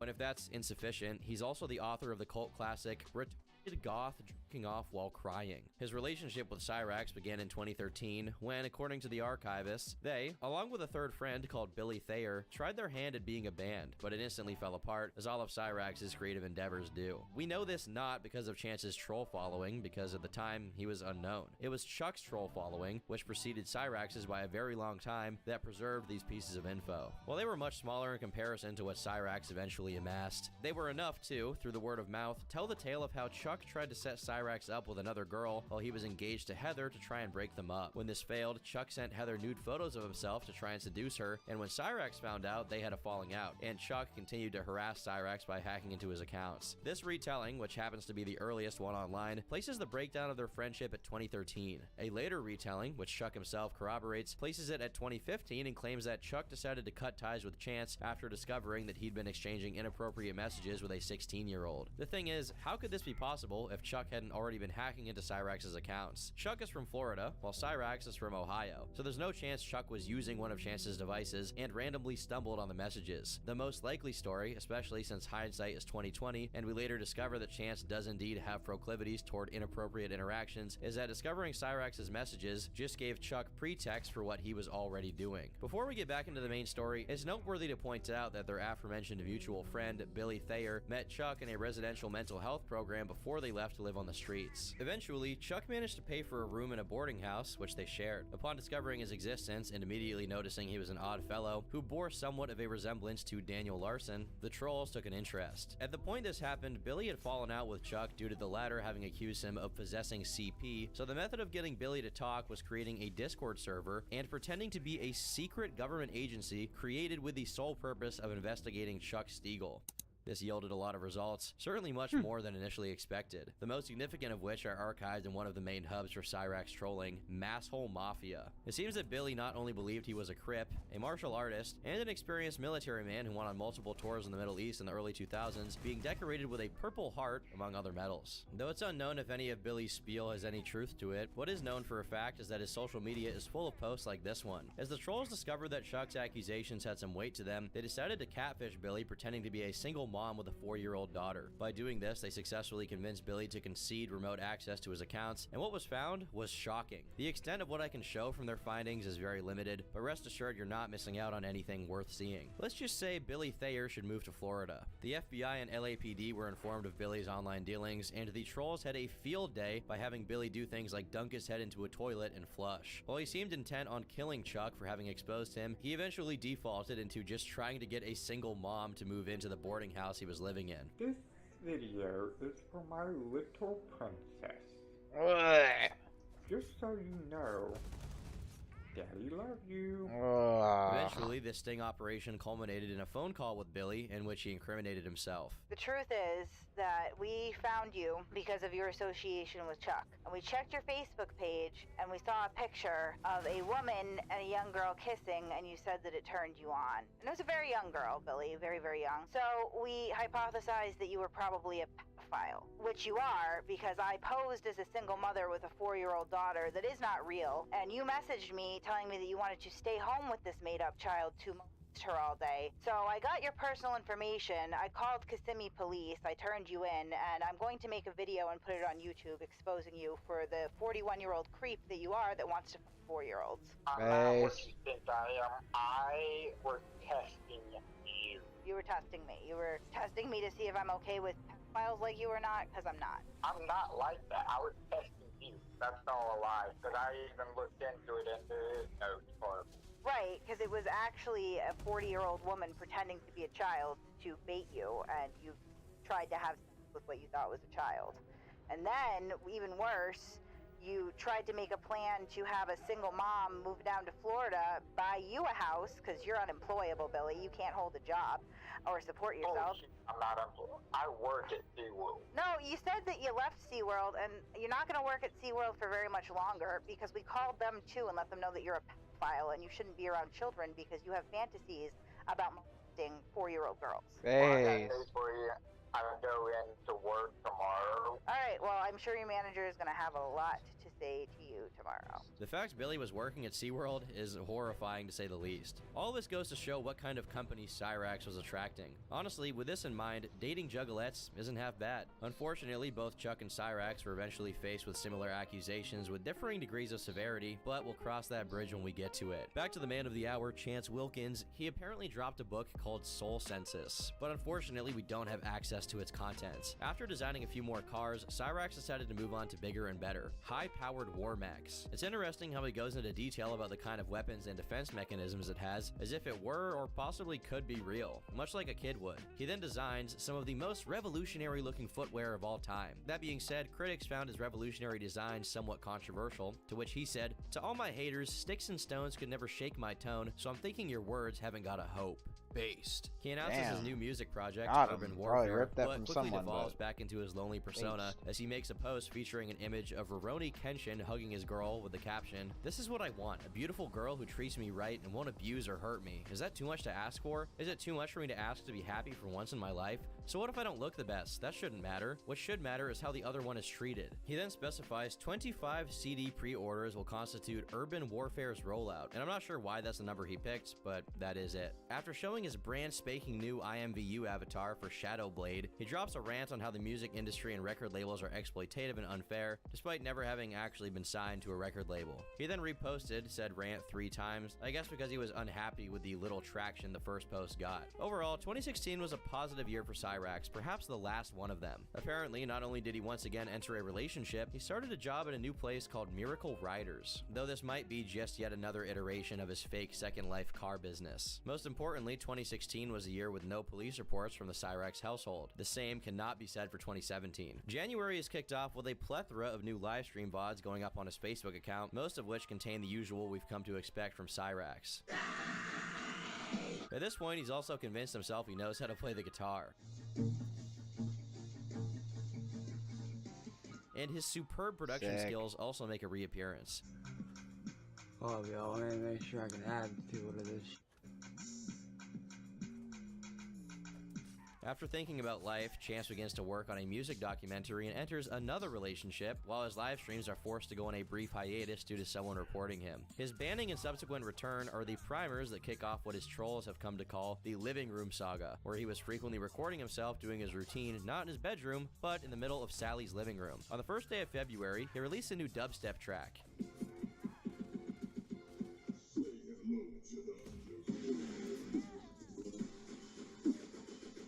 That's why I said throw your shades on there. This is fucking fire, dude. It's really a testament to his intellect and awareness that he's dropping dubstep tracks in 2017. Or maybe he's just got swag. For some unexplainable reason, in a lot of these live streams, he wears these motorcycle glasses on his head. I guess because he thinks it's cool and cybergoth. Which, make no mistake, it is. He then made a new band with his friend called Hallow Injection, with some wonderful cover art to go with it. He drops another song, this one with a feature from a friend of his, though it appears he misplaced his friend's verse on the beat, then moves on to working on his new EP called Nut House. Since his music endeavors weren't working out, he offered his services as a dog sitter or babysitter before going back to selling beats, this time for 50 cents each. He also started a radio show and even hosted a concert to fight racism, all while working on a video game style movie and his first ever all-rap album. Unlike many of his other albums and songs, this album is still up and very accessible. This is the cover for it, and this is how it sounds. Every single day to watch my best friends die. Every day just to protect my life, yeah, you. But Cyrax's disappointments with the music industry resurfaced. First, he alleged that someone stole a car design from him and submitted it to the Power Rangers film from 2017. It got accepted, and they took credit for it. It doesn't seem like he ever names the person who supposedly did this, so we can probably chalk it up as just another instance of Chance completely hallucinating life events that didn't happen. Next, he claimed a record label wouldn't sign him because he was too ugly, and pretended he'd been crying for hours about it before dropping a song called F the Industry, targeted at said record label, which he does not name at any point in time. It's also in February that he drops possibly one of the best pieces of avant-garde comedy ever witnessed by man. Oh. Nobody here. Oh. Where am I? Hey, what the hell? Wait, what? Dude. Who are you? Who am I? Who are you? I asked you first. Oh, let's fight. Come on. In March, he gives up on releasing one of his albums because doing so officially would cost $20. He then opens a store for Shadowblade merch and fakes a newsletter from the mobile game Vainglory, where he's described as one of the top 2 players in North America. In a video posted to his Facebook, he claims he made it and announces he'll be doing a concert in Chicago, and then 2 days later he goes on a hiatus. It seems he joined another label in the meantime, Outcast Records, to release his long-awaited return to the rap game, Rebirth, after a couple of weeks or so of not posting any tracks and just busying himself with online drifting games. Oh, and he got another girlfriend named Tiny, who is obviously a catfish. Eventually, he did do a concert, if we can call it that, which consisted of him performing his songs in his usual living room setting. His next creative pivot is to make a series for YouTube about zombies called Dead Adventures, and after many instances of Chance comparing his relationship with Miss Tiny to Naruto and Hinata, they break up, supposedly because of Tiffany, which is Tiny's real name, saying something to her special needs aunt that Cyrax wasn't okay with. But what she said to her aunt is beyond fucked up. She told her aunt to shut the fuck fuck up, stop asking questions,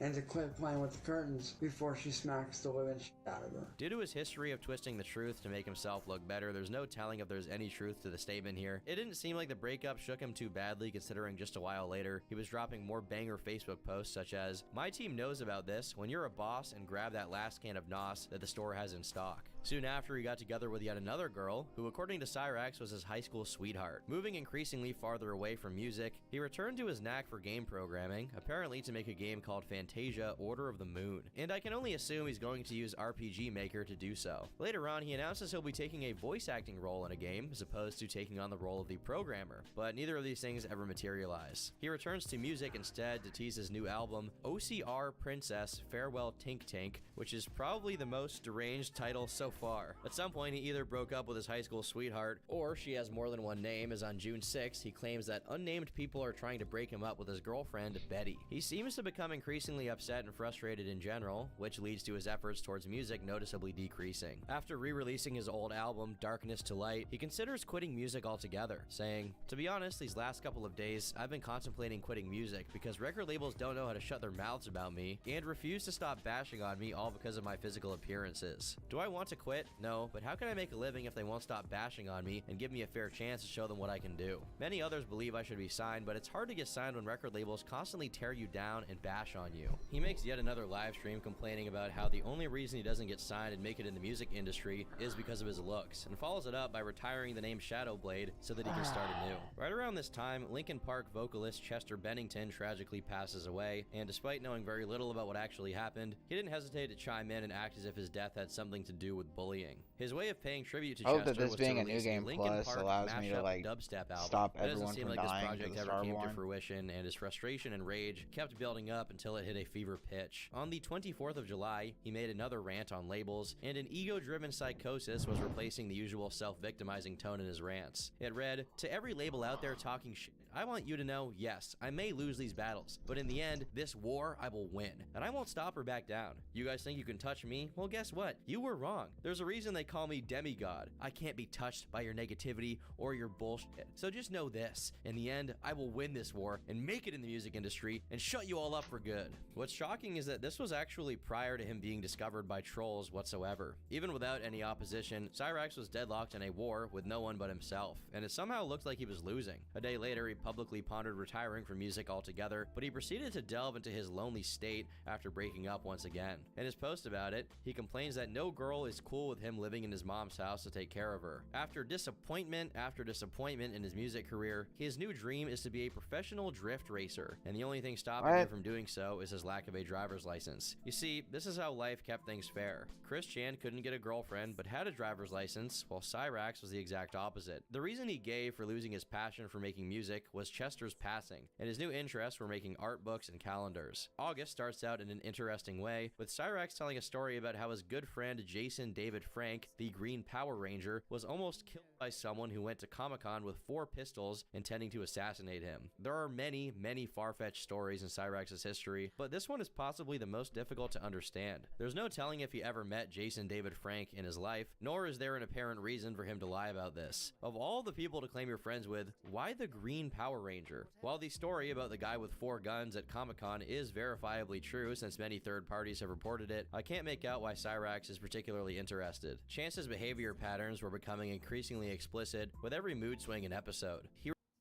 repeatedly told his life story to make people feel sorry for him, while cyclically announcing new albums and new retirements to try and get people to ask him not to retire. Another recurrent theme is him accusing people of hacking him whenever he was caught doing something unseemly. For example, on August 16th, he accuses Tiffany of hacking him and making it look like he was cheating on his then girlfriend, Abby, even making a video to bring the point home. All of this while starting livestream after livestream, wherein he rubbed his head and picked things off of his lips. On the 20th of August, a strange police report is made when one of Chance's neighbors decides to call for a welfare check after Chance's ex-boyfriend apparently threatened Sally over the phone. I'm not sure what to make of this or what it's supposed to mean, but it sure looks like what I said. Besides his extensive use of what appears to be a rap battle app, which he claims is where he now releases his songs through, not much happens during the following period. Besides complaining about the lookism of record labels, he now lumps in promoters as being to blame for his lack of success. While not mentioning having broken up with Abby, he starts posting things as if he was now single and looking for someone. What might have been happening happening is that on Facebook, there's this feature that allows you to select people whom you don't want seeing your posts, and Chance was using this as a way to cheat in plain sight, I guess. He then holds a meet and greet in Akron for his fan base to congregate and meet up with him so he can give them autographs. Funnily enough, it looks like he didn't show up for his own event. After looking for metal bands in Akron to be the vocalist of, and failing, he tries his hand at selling digitally traced and filtered stock images as if they were original artwork. More and more, I'm thinking that his incessant complaints about people stealing his art are as a result of people pointing out that his art is identical to all of these already existing stock images. So he resorts to claiming they're the ones copying his stuff.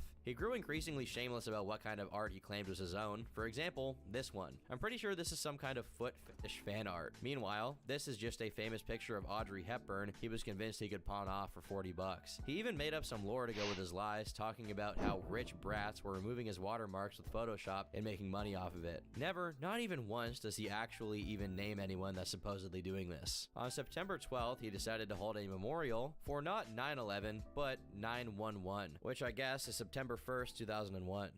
Never forget. The Facebook post he made about it had attached to it images of the car he designed in his drifting game, emblazoned with an American flag and 911 on the hood. I'm pretty sure the 911 logo in-game is supposed to designate a police car, but what matters is the intent. A day later, he drops a heavier cover of Evanescence's song Going Under. From the middle to the end of the month, he begins to tease potentially retiring again due to his computer being broken, rendering him unable to produce any artwork. As October starts, we can assume he's been kicked off one of the hundreds of bands he's joined, despite having no discernible skills as a music artist, because he makes a post complaining about people not being serious about their music and wanting to be like other bands instead of being original. I personally take this to mean that his offbeat Benadryl flows weren't his bandmate's cup of tea. In order to give himself an air of importance, he follows it up with another post blatantly lying. Sitting here in tears, and I'm on the verge of quitting music for good because I just got told in an email by the head A&R for Warner Brothers Records that if I were a pro in music, no one would want to remember me or my music because I don't look like all the others who are successful, and because I don't follow trends or anything like the huge successful ones do. This is what I face every fucking day of my life, is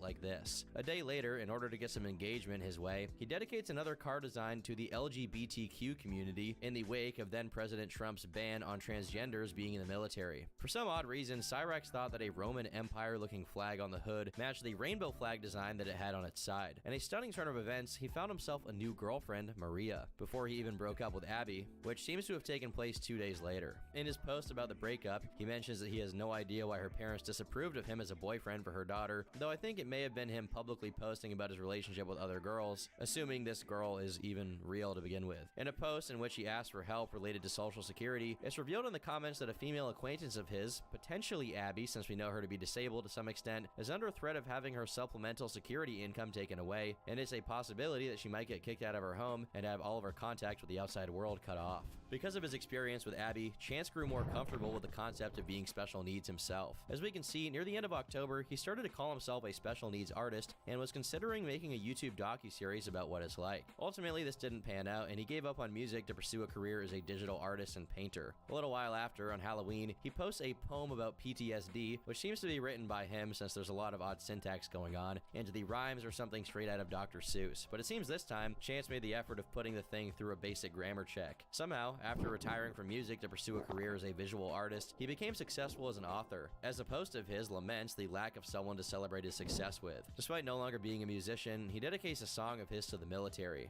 You guys have my full respect, not only as an army brat, He then publishes more poems about samurais and other things that look a lot like they're not his, and proceeds to become a professional photographer. As he grows stir-crazy and mad from not having a computer to play around on all day, quietly returns to making pottery, though I should specify that it is micro-pottery. That's right, vases that are just 5 to 10 centimeters tall. I don't really know what led to this development, but I think he must have found some vase designing app on his phone that allowed him to simulate how much it would cost to make them. He claims to have sculpted and painted them by hand when they are visibly in a 3D program. He then makes a post complaining about how other people have it easy and he doesn't, despite being unemployed and living for free, making 216.mp3 tier music all day. Poetically, his next post is about how good he is at playing GameCube. Finally, his fury scabs over, and he decides to quit his artistic aspirations to become an assassin. One man by the name of Hunter makes the terrible mistake of commenting under Cyrax's post, saying this. I don't mean to be the asshole here in this situation, but your whole argument could be used against you. Besides that, I could be a bigger asshole and say you're bitching about others bitching. My point here is listen to yourself and people you care about and block out the annoyances, otherwise they'll drag you down and make you one of them. Little did Hunter know, Chance was not the one to take constructive criticism lying down, and his immediate response was to express himself via his music. I seen your little comment, dude, and you know what? I got something for your ass. Yo, I see you looking like a little mother. Acting like a little mother. Stop me, dude. Eventually, he came around to address what Hunter, along with many other people, told him, which was that he should just let go of being mad and move on. This was Cyrax's brilliant response. See, I get what you're saying, that I don't need to listen to people. And I'll admit, you know, you're right about that to a certain extent. But what you fail to realize is what I deal with every day. You see, I'm not like you. I can't just up and walk away from it all whenever the I feel like. I can't do that. It's not that I don't want to, it's that I can't. Because unlike you, I'll go through a lot more than you could ever imagine, boy. Unlike you, I was born with one kidney, 1.5 functioning lungs. I was born 1 pound 12 ounces of was not supposed to weigh. Every fucking day, I face death in the face and say, you. Initially, you could almost feel sorry for a guy being this screwed up from the get-go, but seeing how much he uses this for an excuse for his poor behavior and to self-aggrandize, the pity wears off pretty quickly. If that minute or so was enough to be slightly annoying, let me tell you that the original live stream that clip came from is 40 minutes long, and Cyrax just repeats himself for the entirety of it. To make things worse, he releases multiple nearly hour-long streams right after about the same guy. This just shows how easily trollable Chance was. All it took was a few meager comments and he was bent out of shape and responding for days on end. After finally getting over Hunter, he goes back to blatantly lying for no reason. I am officially pissed at myself. I was playing World Series Poker Tournament on my Kindle for real cash, and I fucked up on the last round on my last move and lost a shot at the prize of $125 million.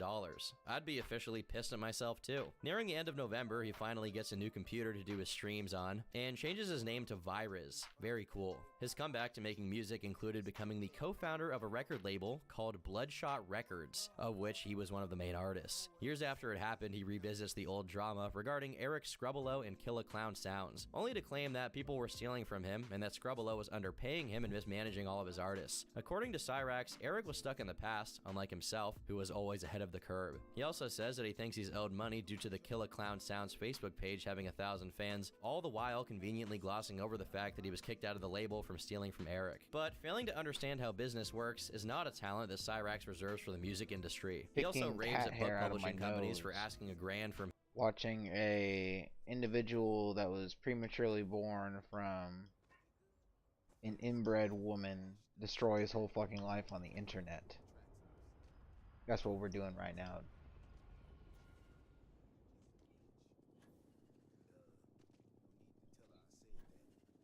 What about you? What's going on? How's it hanging, Drew Love? Also, banned a fucking banned a what do you call it? One of them there bots on Kick.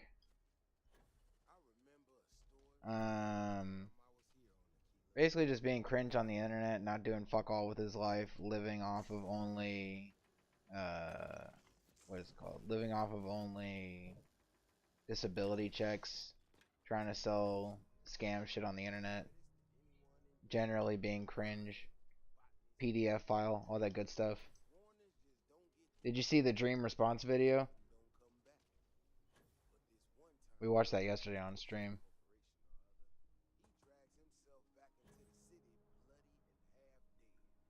Yeah, he responded to like everything in great detail.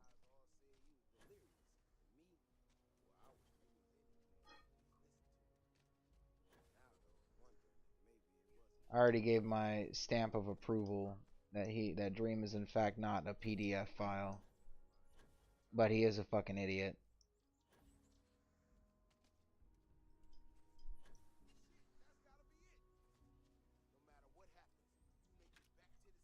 I think he's an idiot because he was contacting I think he was an idiot for contacting people on Snap. He had a Snap that he was using to promote random stuff, and then from time to time he would message people that messaged him on it. I think he's a fucking idiot for that, but there's like no evidence whatsoever that he's a PDF file. And then the man was such a paranoid guy, he went out of his way. He went out of his way to track down all the police stations that his supposed victims posted pictures of, where they supposedly went to go submit reports and whatnot. He tracked all of them down from pictures they had posted of the police stations, and then would ask them point blank, like, do you have any, submitted reports or cases opened against me?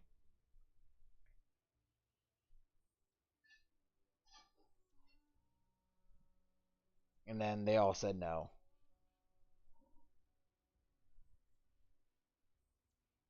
It was a crazy video. I recommend watching it. Apparently you can. Apparently you can indeed ask if there are any open cases against you.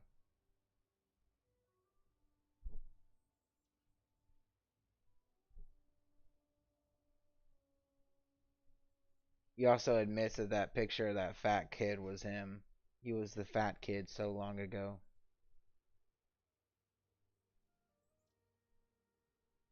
But yeah, stamp of approval, not PDF file. But definitely a fucking moron for using Snapchat for any reason. Even if it was just to promote stuff. Dumb fucking decision to use Snapchat.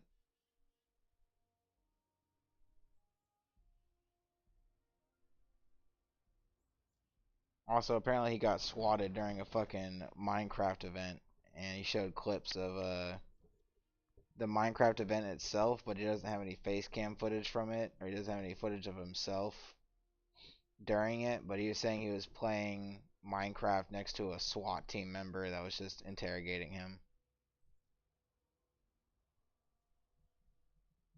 I thought that shit was hilarious. Yeah, it's a good video. You can watch the VOD on any of our. You can either go watch the Real Deal video, which I recommend, or you can watch the VOD on Twitch or Kick or YouTube, because I'm on all of them now. He did mention the gumball stuff, and then he had the he interviewed the Uber driver about the night in question. Apparently Gumball didn't pay the Uber driver at all.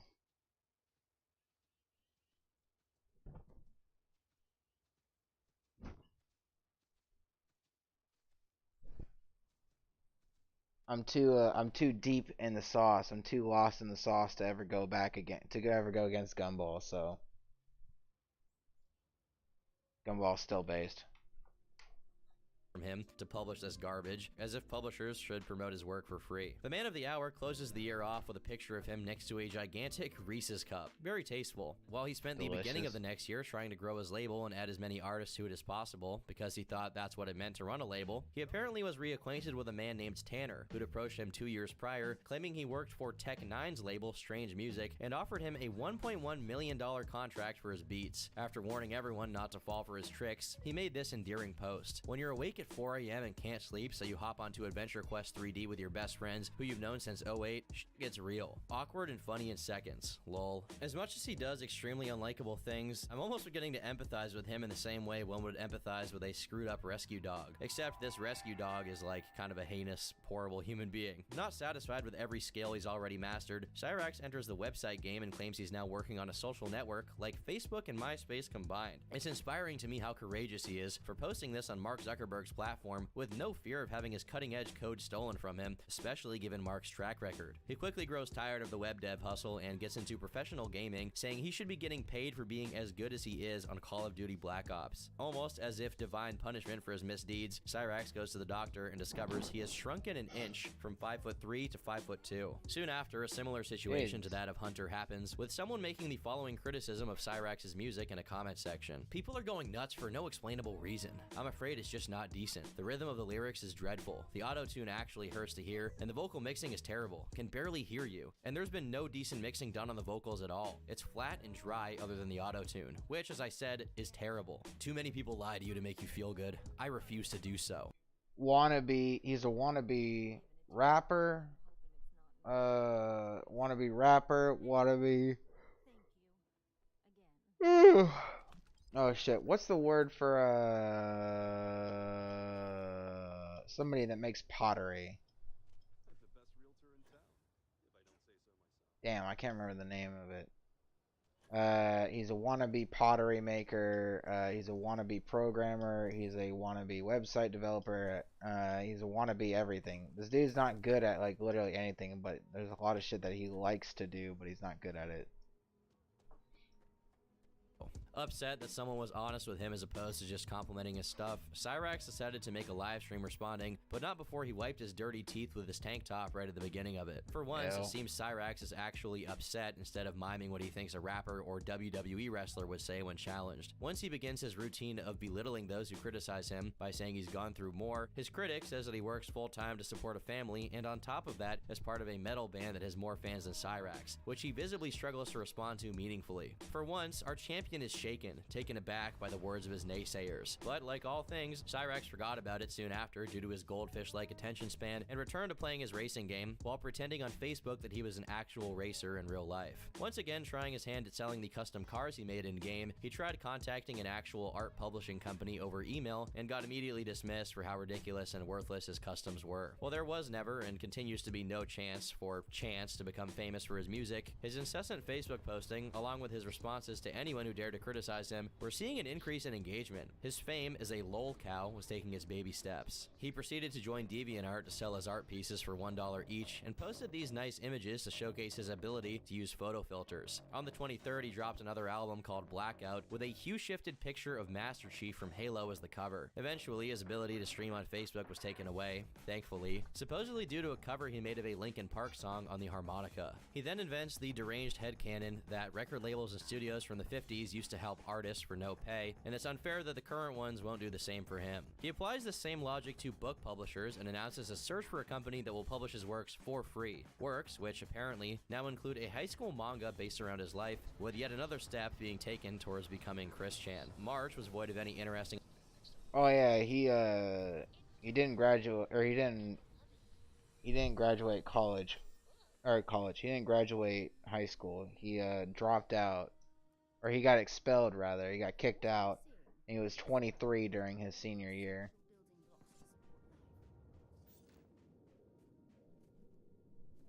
Homie is tripping off the perk.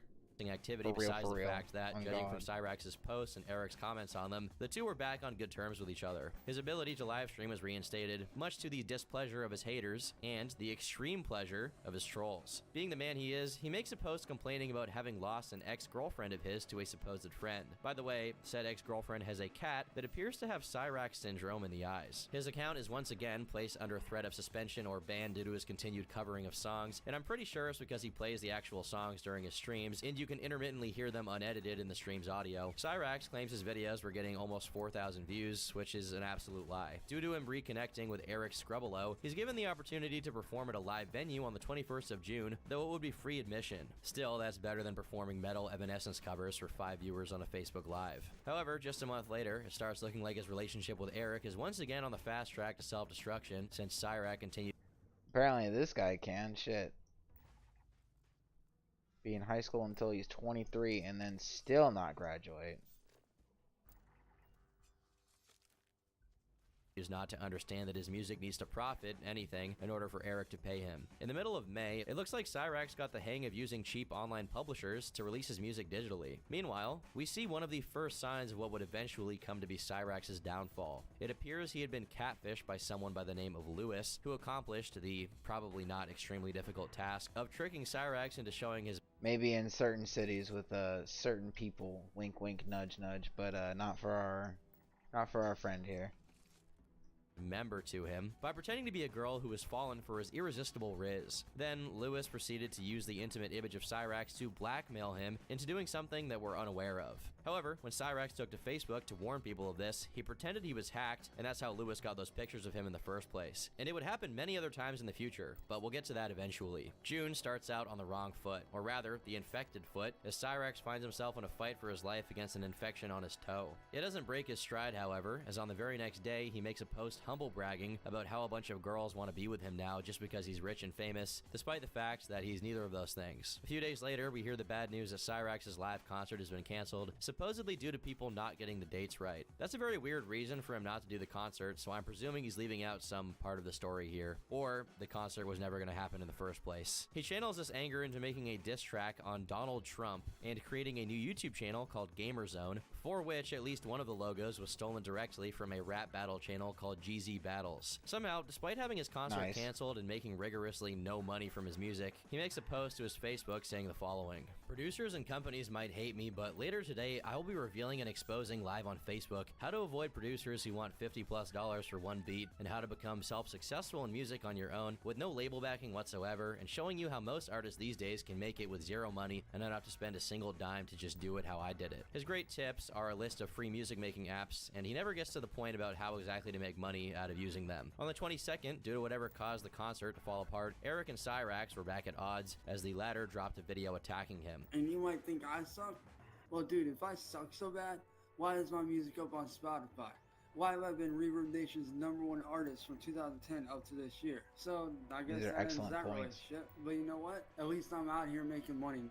That's the issue with you. You're not business smart. Apparently, Chance has been rated the best musician in the entire nation for the entire decade and is making money. Again, anything is sufficient to make Cyrax's ego inflate, and learning how to simply publish his music on platforms has got him convinced that there are hundreds of thousands, if not millions, of people buying his music. During the video, there's a moment in which he acts like he's going to show his money before giving up on it. You know what?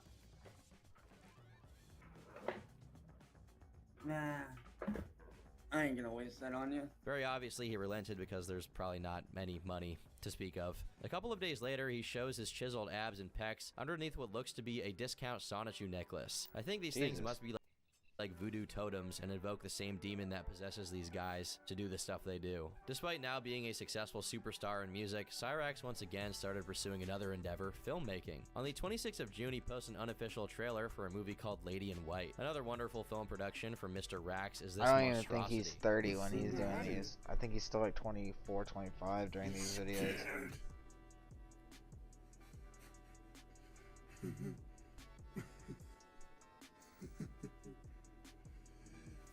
You better run.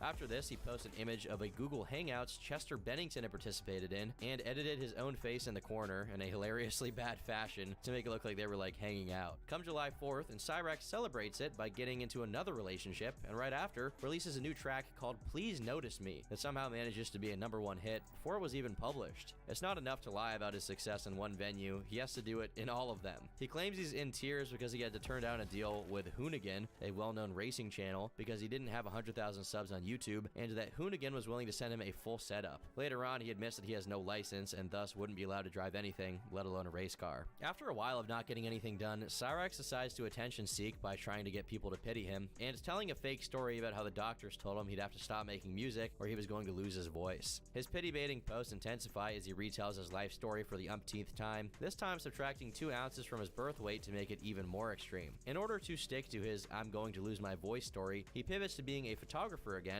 until on the 17th, he announces again that he's entered a relationship. On the same day, he reveals he's gotten back together with Abby, but the good times only lasted so long. His song, Please Notice Me, was attracting some attention on YouTube and consequently, negative attention as well. People were pointing out how horrible it sounded, and Cyrax was responding in a very Cyrax fashion. August is a relatively quiet month, with him mourning his bandmates from high school who allegedly overdosed on heroin and meth at the same time. A little while later, he starts flipping out on people who steal art right before his own artwork suffers copyright takedown due to the fact that a lot of it is just downloaded from Google Images and re-uploaded as his own. Eventually, the 6 weeks waiting period that he claims he has to undergo in order to claim royalties for his music is up, and now he gets to lay his hands on the total lump sum of $14, so he struggles to do so and starts berating the platform. Way earlier on, he was in one relationship. Earlier on, he was in a relationship with one person. She was actually on camera. If I don't see them on camera, I don't believe he's in a relationship. Also, yeah, bro. I've been had this bitch. I put a bunch of points into melee just so I could use this thing.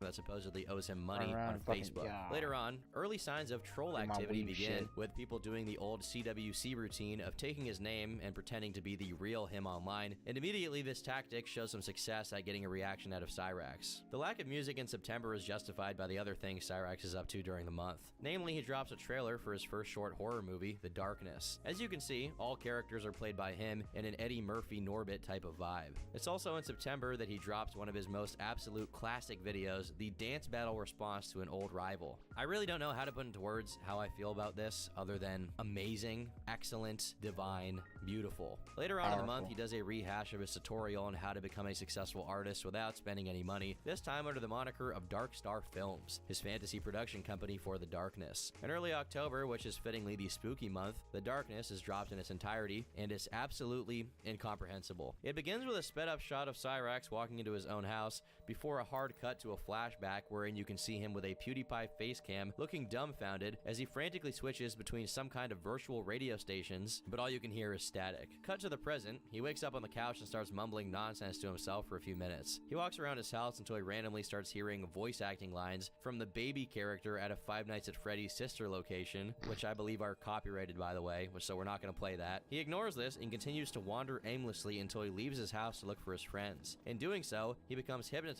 by how beautiful the forest looks and finds himself compelled to walk into it like an ancient Greek tale. He hears more lines from the baby character, and this time it freaks him out, prompting him to start running around. Eventually, he identifies whatever is haunting him as the force of darkness before going home and calling his friends again. He hears more baby lines and goes back to wigging out, but eventually just goes back to sleep. Once he falls asleep, the movie cuts to Cyrax in the darkness with a blinking light illuminating his face as a nightmare sequence. He wakes up again and starts talking to himself until the baby lines start up again, and I guess he starts choking to death. After that, he just plays someone else's creepy horror video, and then there's a few minutes of darkness. Quite conceptual. Due to how unintentionally funny The Darkness was, it garnered more views than Cyrax as usual, and eventually it piques the attention of the man who makes Cyrax famous, but not for the reasons you would expect. The official Cyrax timeline, because yes, he has an official timeline, It's always marks Five Nights October at the Freddy's, 19th it's is the day always Cyrax's fucking nemesis, Sonic, it's Music always Biz Marty, fucking, discovered his existence due to someone called the Boy weird Blue introducing autistic him shit. to Chance's content while he harassed one of his ex-girlfriends, Candle. There's no linked source to back this particular time frame, but by closely studying his Facebook activity, we can deduce that Cyrax entered into a relationship with Candle on the 11th of October, and they, I guess, continue to stay together until the end of November, when Cyrax posts about his prospects of marrying her, even picking out who would be the godparents of the children he was planning to have with her. Thankfully, it never got that far, though, considering we're soon to discover Cyrax's proclivity toward frequently whipping out his private parts whenever given the opportunity, or not given the opportunity. We can assume that having a girlfriend kept Rax nicely wrangled up for the month of November, because no occurrences took place whatsoever. However, the month of December kicks off with an already very strange note. Cyrax makes a live stream asking for people to financially help him move Candle in with him, all the way from Mississippi to Akron. According to Chance, this is necessary because her parents are allegedly abusive and have kicked her out, rendering her homeless. He further establishes that she's disabled and half blind, much like himself, and that her parents have been stealing her disability money away from her, going as far as shredding Candle's debit card when it came in the mail to prevent her from making her own purchases and taking her car keys away from her to keep her from taking it with her. What is particularly strange about this whole ordeal is that just a day later, Candle herself makes a comment saying, "Why would I come to you after the way you did me?" This makes it sound a lot like they were no longer together by the time Chance made this stream, despite him referring to her as his girlfriend multiple times in it. Listen, he proceeds to block her and They make a post. they like Five Nights at Freddy's and Sonic and all that shit, and I can't get enough of Bethesda games. It just is what it is, bro.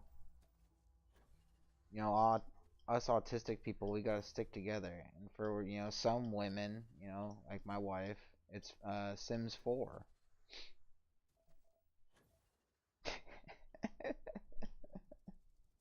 About her, saying, "How the f do I always end up with all these girls who are not right in the head? Is it too much to ask for a normal, healthy relationship?" Not to reaffirm the idea that there's What? something wrong with Candle, but it's hardly a making mystery why noises for? Cyrax can't get into a normal, healthy relationship. In any event, while we don't exactly know what's going on behind the scenes with Candle and him, he tries his best to play it cool for the rest of the month, telling the usual lies about having fans and being a professional drift racer in real life. Ultimately, his strategy of just letting the Candle situation burn itself out didn't work, because she made some kind of video about him called Chance Wilkins is Insane, insane, which is unfortunately private and there's no way of accessing it. We only know of its existence because Cyrax made a post about it on Facebook saying, "I'm sitting here in tears because of this girl. She has done nothing but harass me, bully me, and spread rumors about me that are not true and refuses to stop, and the police refuse to help." Well, there's no telling what she truly said. A comment left on the post by Eric Scrubbelow suggests that Candle has given out Chance's address and recommended people harass him in some fashion. The year 2019 starts out with an immediate welfare check, as reported by the police, though its details have been redacted and we don't know what's in them. However, they might be, and probably are, related to the havoc that was recently wreaked in Cyrax's life by Candle. On his Facebook, he initially expresses some relief, saying, "I want to say thank you to everyone. Because of all of you, Candle has been stopped and her posts and videos removed." Unbeknownst to his Facebook friends at the time, what was actually responsible for taking Candle's videos down about him was a deal he struck with her, in which neither would mention each other's name anymore online. Chance, thinking himself clever, did his usual routine of posting about a person while setting it up so that they wouldn't be able to see it. However, Candle had an alternate Facebook account she used specifically to check up on Cyrax's, and upon discovering he was still mentioning her and hadn't taken his post down about her, she nonchalantly said, "Haha, still here, not all the posts are taken down, he broke the deal." The same day, he makes another post about her, attaching a video she had just made accusing him of being obsessed with her, saying, "I give everyone full permission to go all out on this bitch. I held my end of our deal up and removed all videos and posts about her, and she pulls this crap?" The comment section in this post is riddled with Candle making fun of Cyrax and offering to show anyone interested the threatening voicemail he left for her. We actually have a recording of Candle listening to the voicemails. So you want to keep playing that game? I can will have you arrested for harassment. So guess what? I ain't the one going to jail. The one that's going to jail is you. So keep running your mouth, you little bitch.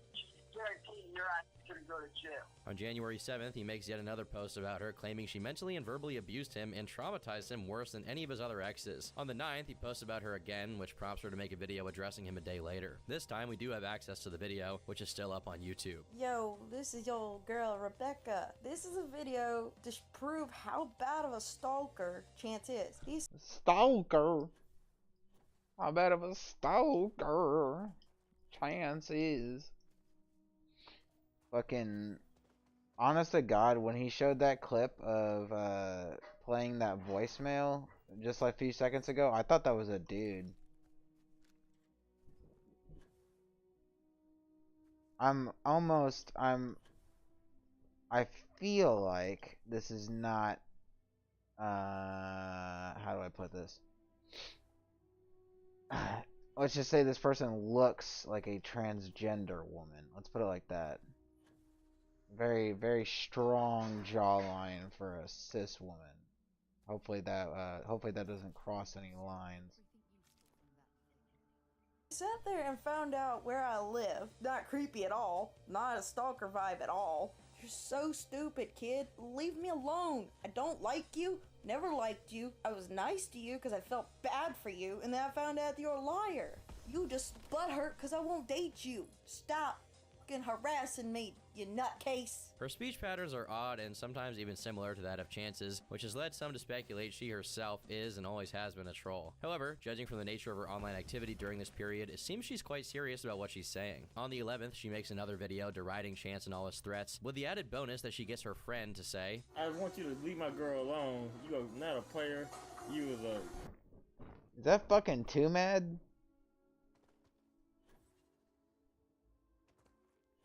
Is that fucking too mad? Looks like fucking. What the fuck is too mad doing here? A dirty stalker.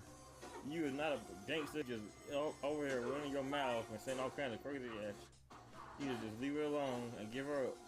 You ain't gonna have that or nothing. Chance's response was to make a post explaining how to block her and that none of his friends should answer whatever she sends them. Regardless, she keeps on making uploads, claiming that Cyrax has tried to blackmail her and that he's on psychiatric medications for various different issues, though these claims have not been verified, but it wouldn't be surprising. Breaking his own promise to no longer talk about her, he answers again, saying, "Y'all want to know why I've been making such a big deal about Candle and her BS? It's because she could end up costing me a very real shot with the major non-profit label Reborn Records, who has been liking my work for some time time now, and that's why I've been telling people to report her channel and her videos. This label could change everything for me that I've worked harder than anyone to get, so yeah, this isn't just a little issue. This is huge, and she needs to be stopped ASAP. Given how obsessively Cyrax has answered to every single person who has ever gone after him, this was just a convenient excuse for him to do what he would have done anyway. Case in point, one of the people in the music business he'd emailed with his garbage decided to take the time out of their day and explain to him why his music was unlistenable to any sort of record label. The issue is that your demos all use loops. I know you don't have a full setup right now, but I know loads of producers who can use all the music making software, and even if they don't have one, they use a Casio keyboard or a phone. You can create custom music on anything. The problem with loops is it's not your music, it's just choosing music. We need to see you grab a MIDI keyboard and put in those notes, make those beats on an MPC, or even just a cheap MIDI keyboard. We're a record label. We're not in the business of training people or recruiting people with potential. I wish we were, but that would make our clients very unhappy. You need to understand it's my job to find the best of the best out there. Think of it like a sports team. Let's say you're recruiting for the top baseball team in the state. If I pick a guy that hasn't played in a while or isn't a pro level yet, he's going to be rusty and he's not going to be ready. We are not an education group, a school, or a charity. We are a record label that pays people up front for quality beats. We want top quality musicians who make their own stuff. Not rip it, not loop it, just create. Now dude, don't take me the wrong way. I'm just trying to get you to understand that if you want to make it as a producer in this world, you're going to have to make your own beats. And maybe you can if it's true like you say, but I don't see that. All you've shown me is some loops and then some songs you've downloaded from other producers. Most labels would not give you the time I had given you to explain all of this. They would simply just shun you aside and tell you not to go. But no, I think you're a good dude. Whatever kind soul wrote this happened to be wrong on 2 counts. First off, he claimed not to be a charity, but this is probably the most charitable action anyone has ever bestowed to Cyrax so far. And secondly, he says Cyrax is a good dude. Well, Cyrax attached a picture of this email to a post he made on Facebook, which read, "This is the kind of that pisses me off. They act all interested, then once I explain my situation, they pull this and kindly tell me to off." Oddly enough, while the sheer effort in communicating the truth to Cyrax in the nicest way possible wasn't enough to pierce the concrete wall between chance and reality, it was sufficient enough to get other people who saw the post to side with the person who sent the email. People pointed out that his answer was well put together, and that he went out of his way to inform Cyrax, but even when all of his friends saw the man's point, Cyrax outright refused to. In a comment, he linked to some rant video he did that explained why what the guy said was unfair, and while the video has since been taken down and we can't watch it anymore, we can presume he did his usual rigmarole of saying that due to being born all kinds of quirked up, copyright laws shouldn't apply to him. One of his friends was particularly poignant when he said, "He's nicely trying to tell you that you are stealing music. If you make any money from that, you can be sued for copyright infringement, plagiarism, etc. Why would a record label pay you to do that? This very nice person is 100% right. No, I'm not watching your rant video." In another post a few days later, it turns out that the guy with whom Cyrax had been exchanging emails, who happens He's got a lazy eye. I don't know if he's blind, but I mean, hopefully he is.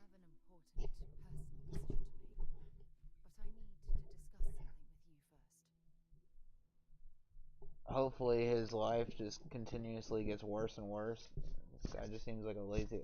I just don't like this fucking guy. Like, Tom and... Turkey Tom does a good job about making these people seem human. But I feel like there are people that are too fucking stupid to do anything good in society for themselves, for anyone. And this is just one of those people that is just too fucking stupid to do anything other than, like, be self-destructive. Everything that Tom has covered so far, this man has done nothing good in his life. He's been a net negative on all of society. And so I'm just hoping to God that every form of every way that life can go wrong for somebody, I hope it's going wrong for this person. Like, I don't feel sorry for them. I don't feel sympathetic. I don't feel fucking bad. I just don't like this person. They make my stomach hurt. I don't like looking at them. Plus, he's bald. Imagine being bald. To be a representative for a record label called Reborn Records, eventually caught wind of Cyrax's little post and video complaining about the reply he got. Being rightfully upset that the kindness he extended was met with mockery, he decided to send him another email addressing it. By the way, bitching about it on Facebook won't get you anywhere. Seriously, man, I was trying to help you, but instead of facing up to a challenge, you just think everyone is against you. Rethink your process. Has this way of working really been working for you, or has it not? I suspect the latter. Stay humble, learn the tools, and maybe you'll get a shot. But going around thinking we owe you something for nothing, dude, we're a record label, not a charity. Your situation is that you don't have anything to show me that is original work. How can I hire you? Would you write in your CV that you worked at a big company, then at the interview say, oh, by the way, I didn't actually work at that company, but if you just give me a chance, nah, dude. Cyrax reacted by making another post with the email attached, captioned, this just proves even more how messed up record labels can be these days. SMH, what happened to the days where labels used to actually care about the artist and not the money? He speaks as if sharing their communications highlighted anything beyond his inability to be cooperative on even the most basic level, and his profound stupidity. Oh, and he also forgot to close the X videos tab he had opened while they took a screenshot of the email and couldn't be bothered to crop it so it wouldn't be visible. In the comments, people began pointing out that Reborn's representative said nothing incorrect once again, and it seemed like it was finally getting to Cyrax. And I say seemed because it only seemed that way, and he made it very clear that he understood nothing of what that guy had said. In a reply to one of the comments, Chance said the following. Point is, they approached me wanting to sign me. I didn't approach them at all, and to be fair, I explained my situation fully, and yet what do? They slap me in the face like I'm some sort of joke. I don't own a computer, I own a Chromebook, which is like a PC, but can only run mobile-based apps and such. His excuse for not making original work, being that he doesn't own a computer, is not only a lie because he does have a computer, but it also makes no sense. As the representative pointed out, there are plenty of mobile apps that allow you to make custom music on your phone. Cyrax actually even uses some of them. He just chooses to use the demo loops instead of making new patterns. When argued into a corner by his Facebook friends, he drops a new video on his page saying that Reborn Records is fake because they checked out his personal page. He also claims that unlike Reborn, his very own record label, Bloodshot, helps artists make money for themselves. A tall order considering he's one of the artists in Bloodshot and has no money whatsoever. This video was particularly difficult to watch because he's noticeably thirsty, but he refuses to drink a glass of water, which results in him gulping saliva amidst his speech. It don't matter whether you build it from the ground up, like on FL Studios. It seems that near the end, the dehydration and general lack of mental faculties start getting to him, as he briefly forgets he's already on his own label, and thus has no need to be signed to any, despite his incessant begging to be signed by one, and he seemingly on accident drops the hard R. Seeing that this strategy of trying to say things related to the actual topic is failing terribly, he returns to his usual tactic of claiming he's being discriminated against due to people finding him hideous beyond comprehension. Then he threatens Reborn with diss tracks and claims he sleeps 5 hours a week, which, though an obvious lie, would explain a lot of his behavior since it's that degree of sleep deprivation that makes people hallucinate. Also, for the first time in a very long time, he acknowledges that he went back to jail in 2012, only to use it as an excuse for why he's unemployed, while neglecting to mention he choked out his elderly adoptive mother. His heyday with Reborn Records is cut short by the resurgence of Candle, who is threatening to show the label company the video she saved of Cyrax attempting to blackmail her. We have no proof that Candle's words are backed up by anything, but it seems Cyrax was pretty terrified of potentially being arrested, so maybe there's something to her claims. However, he ended up not being arrested because according to him, he hid until the police left and proceeded to call for Sally. Without missing a beat, he converts the situation into another excuse as to why he isn't signed to a record label or doing songs with big artists. A day later, though, he's back to his grind, this time as a professional YouTube channel intro maker. Again, he's using freeware that an 8-year-old can operate that automatically makes these intros and tries to sell them off. As you can see, the name of the channel in the intro he made here is Nuclear Reactor. That also happens to be the name of the reaction channel he'd made at the time. Soon after, people began taking issue with his use of the N-word, which prompted Cyrax to claim he was being victimized. He makes a post trying to defend himself, but none of his friends side with him. Noticing that the tides had shifted radically against him, his reaction was to simply begin blocking anyone who expressed they disagreed with him, under the guise that it was to clear his account from any of Candle's minions. Cyrax has a rough start to the month of February, with Sally calling the police over threats to Cyrax from a female online, whom we can only presume is Candle. On the 6th, he makes a post calling out those who aren't willing to pay for his beats, saying, "You know what confuses me? All these artists say they want beats from me, and they're all willing to pay $10 for 10 solid beats to own flat out. Then when the time comes, they turn tail back out and run off. Like WTF. And y'all wonder why I can't make it as a producer? That's the reason. Cause too many mofos want to play games and try and take advantage of me. They don't respect music anymore, and how simple but dope-ass loop-style beats like I do evolved into what they are now. Sorry to say, but half you mainstream guys need to learn and do your music history and take a look at where music started with guys like Bach, Beethoven. Do your history, take the time to hone your craft the right way, and stop half-assing shit. Or don't do it at all. Plain and simple. It seems that after the pressure created by Reborn Records' response, Cyrax started admitting that everything he does relies on pre-made loops. However, in the comments, he can be seen still claiming that they're original and made from the ground up. Later on in the month, he claims to be retiring from music due to a few people who have been consistently trolling him on his YouTube videos comment sections. In a Donnie Darko-esque turn of events, on the night of the 25th of February, a tree in the neighboring area decides to troll Cyrax's house by falling very close to it. Without hesitation, he uses this to start talking about how the tree could have easily killed him. After this close call, there's a period of irrelevant developments and two mostly redacted police reports. He looks like a fucking SCP every time he pops up on the screen. I keep waiting for the little logo to pop up. He looks like a fucking cryptid. He looks like an inhuman mongoloid. I don't know from what depths of hell this creature has emerged, but it needs to be thrown back in.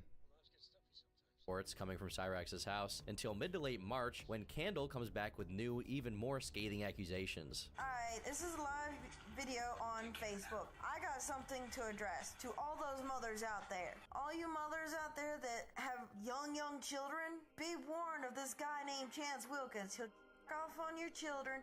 Not only that, he'll sit there and off on video chat with them. He'll sit there and threaten to your children if they don't sleep with him. They will do whatever they can. He would literally hurt you. This man is psychotic, dangerous. Women, be warned. His name is Chance Wilkins. If you want his link, it's right there on the description, whatever you want to call it. Again, while we have no concrete confirmation as to what Candle's allegations pertain to, it seems that they, along with whatever she was sharing directly through Facebook messages, were sufficient enough to persuade two women who were particularly close to Cyrax, being Becky, who once called in a welfare check on him, and Abby, who, as we learned from a video Cyrax posted in June 2019, reunited with him in April, only to break up with him again over whatever the information was that Candle shared with her. While many have disputed Candle due to her strange mannerisms, it seems that she was one of the first people to be aware of Cyrax's darker side and truly invested in keeping it at bay. So much so that she called 2 welfare checks on Cyrax's house, presumably to intimidate him with police presence. We even have audio of at least one of her welfare check calls she made. Hi,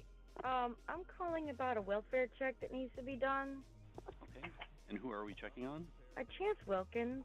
He was just on YouTube a few moments ago threatening to me and a few other of my friends, and I think he's going off his rocker, and I think he might be a danger to himself and others. Within a month of the last welfare check she called in, based on what we can see on Chance's profile, it seems that word spread that Candle had taken her own life, and according to Cyrax, unnamed people began blaming him for her passing. Later on, we discovered that she hadn't died at all, but regardless, the rumor was enough to stress Cyrax out. The information about Candle having supposedly passed hit the Juggalo-adjacent communities that Cyrax has spent the better part of a decade sharing his music to, and that flipped a major switch. What kicked it off was when Cyrax was invited to appear on a show called the Juggalo Drama Alert, where he was asked by the host, Fred the Boy Blue, to explain his situation with Candle. Noticing how much of an absolute character Cyrax was, Fred had him appear in multiple episodes right after, and this grew Chance's popularity exponentially. Whereas he had 1 or 2 trolls who intermittently impersonated him before, he was now attracting a group of troll followers who were dedicated. While still in their developmental stages, they would eventually become the co-stars of the reality show Cyrax's life is about to be. Around the same time, though we don't have the exact date, he began dating Heather, but not the same Heather as before. With new Heather,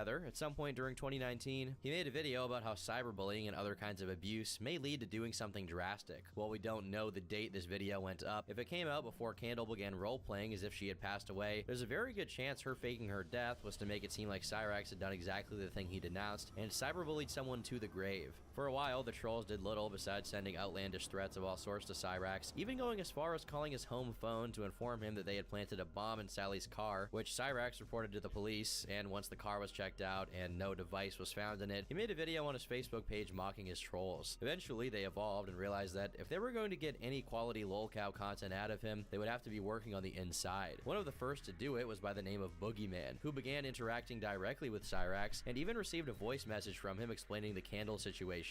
Around the same time, a Juggalo act called the Bender Boys also got involved in trolling Cyrax in some unknown fashion, earning the ire of the Madman of Akron. While it gets increasingly difficult to find the exact dates and details for things from around this time, the closest I found was that a channel very tightly associated with the Bender Boys, called Brooklyn Menace, posted a video edit of Cyrax playing around with a samurai sword under the title Cyrax Shaolin. After a month or so of gratuitously terrorizing him, the more sophisticated trolls took a page out of the Daniel Larson textbook, deciding to pose as a record label interested in signing Cyrax. In late October, he posted a video about how we finally made it. See, a lot of people don't realize it, but thanks to the haters over on YouTube on my new channel, I got some exposure, got hooked up with a major major underground artist who just happens to be working with some big names in the industry.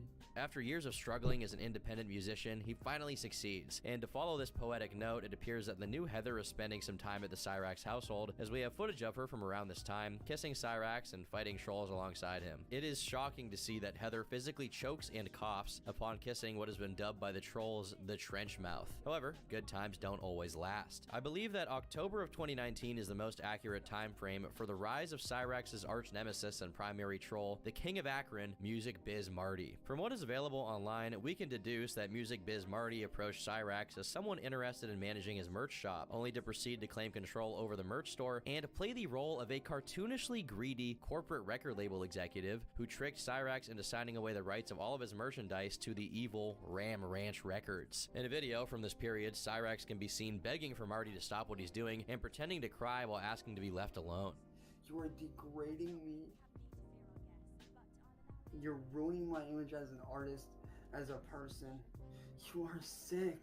In order to play Cyrax for a fool more effectively, he creates a false dichotomy between Ram Ranch Records and Bender Boys Records, which he was also indirectly in control of. It becomes very difficult to verify whether this manifestation of the Bender Boys has any direct relation to the previous one, and how exactly Cyrax's relationship with the Juggernaut ended, but in the grand scheme of things, it doesn't matter that much. This period was rife with Cyrax's participations on the Juggalo show, including one where he appears to be freestyling a diss track on Marty, who is also in the call, while a Juggalette and member of IP2 named Gucci's twerks to his bars. You could not make this up if you tried to. What in the early November, fuck is the this setup concocted community? by Marty and the Bender Boys comes into play, as Cyrax is convinced he has successfully escaped the talons of Ram Ranch Records by joining the Bender Boys label. Despite this taking place only a couple of weeks after his supposed signing to Juggernaut, after believing he joined the Bender Boys, he delivered one of, if not the funniest moment during the entirety of the Cyrax story. To celebrate it, he posts a video wearing what looks to be an oversized pleather jacket and sunglasses, all of which is juxtaposed against the regular scenario of his insane asylum. I just wish I knew so I could figure all this shit out first. He begins This the video fucking by grade drinking A some content, kind of clearly man. non-alcoholic beige fluid, as if it were champagne, before proceeding to give shout-outs to any and every person he's ever interacted with, like he was receiving a Grammy. my God. Another noticeable thing is the change in his affectation. He puts on a slightly New York accent with ebonics to go with it. I figured I'd come in, celebrate, kick it, chill. Got a brand new dope track dropping with some of the homies. Cyrax can also be seen visibly calculating the best moments for him to take off his sunglasses dramatically, and he does it when he decides to talk about how the deal with BBR will help him take care of his kids. He obviously does not have, and I'm not even sure he's physiologically capable of having, kids, and what he's referring to here are new Heather's kids, but we'll explain that part in a little bit. Eventually, he's joined on a stream by someone with whom he's planning to drop a song, and we later learn that dropping a song and music video was a part of his contract with BBR. The song comes out, and it sounds like you'd expect it to. Single night, one single day before it all just slips away with the paradise. I do not know through the joy I never. And now, the other shoe drops. Alleging that his single underperformed terribly, Bender Boys Records called Kill me. Cyrax up to deliver some bad news. Yo, Cyrax, I got an announcement to make. The video's not doing as well True. as we thought it was going to. Speaking with the Oh my team God, here I at know Bender exactly Boys what you're talking Records, about. They deemed you unmanageable. How? We had to sell your contract, man. Wait, what the fuck? Are you serious right now? We sold You're it this not morning. Are you fucking serious? I put in all that hard work for nothing? Are you serious right now? Bro, you're fucking stupid. I put in all that hard work for you and the crew for what? Do you want to know who we sold it to? I already know. Music, Marty, the fucking comeback. As of that day onward, Cyrax and his music were the intellectual property of none other than Music Biz Marty, and things can only get worse from there. Due to Heather's very close involvement with Cyrax's online presence, she was often seen alongside him during his live streams, which was Cyrax's main vehicle of communication at this point. While it didn't look like she was very interested in Chance as a romantic partner, perhaps the attention he got online, even if negative, was her motive. And if it was attention she was after, she definitely got it. On November 22nd, one of Cyrax's anonymous trolls makes a phone call reporting that Chance was being mean and violent to Heather, taking her phone by force and refusing to give it back. The results of this call have been archived since the police showed up at the house during another one of the Juggalo congregations, prompting Cyrax to immediately tell Heather to follow him upstairs, also known as the Goblin Hideout, for whenever someone visits his house. The police were told that they were sleeping and that the call was a prank. However, 3 days later, that call prophetically came true, as on the 25th another police report was filed, this time by someone named Mike. In it, Chance is described as hitting his girlfriend during a live stream on YouTube, but I haven't managed to find any video to match that specific date. When the police arrived at the location, the two were spoken with and claimed there was no occurrence. Given the lack of hard evidence, we can presume that Chance did no such thing. I mean, just months before posting, he was posting videos to his Facebook about how a man that lays his hands on a woman is a coward. There's no way he was projecting, right? Well, a day after, during a live stream Heather was a part of where she was talking to one of the people following the Cyrax story, Cyrax himself eventually intervenes and is seen attempting to yank the phone out of Heather's hand violently, which some saw as an overly aggressive action. The same day, a troll once again made a call to Akron PD to report what had happened, and they conducted a welfare check. Not only do we have what was on the police report, which claimed Heather was acknowledging Chance's abuse to the person she was live streaming with, we also have the phone call made by the troll. Chance Wilkins, Chance J. Wilkins, he's a 28 or 29-year-old man.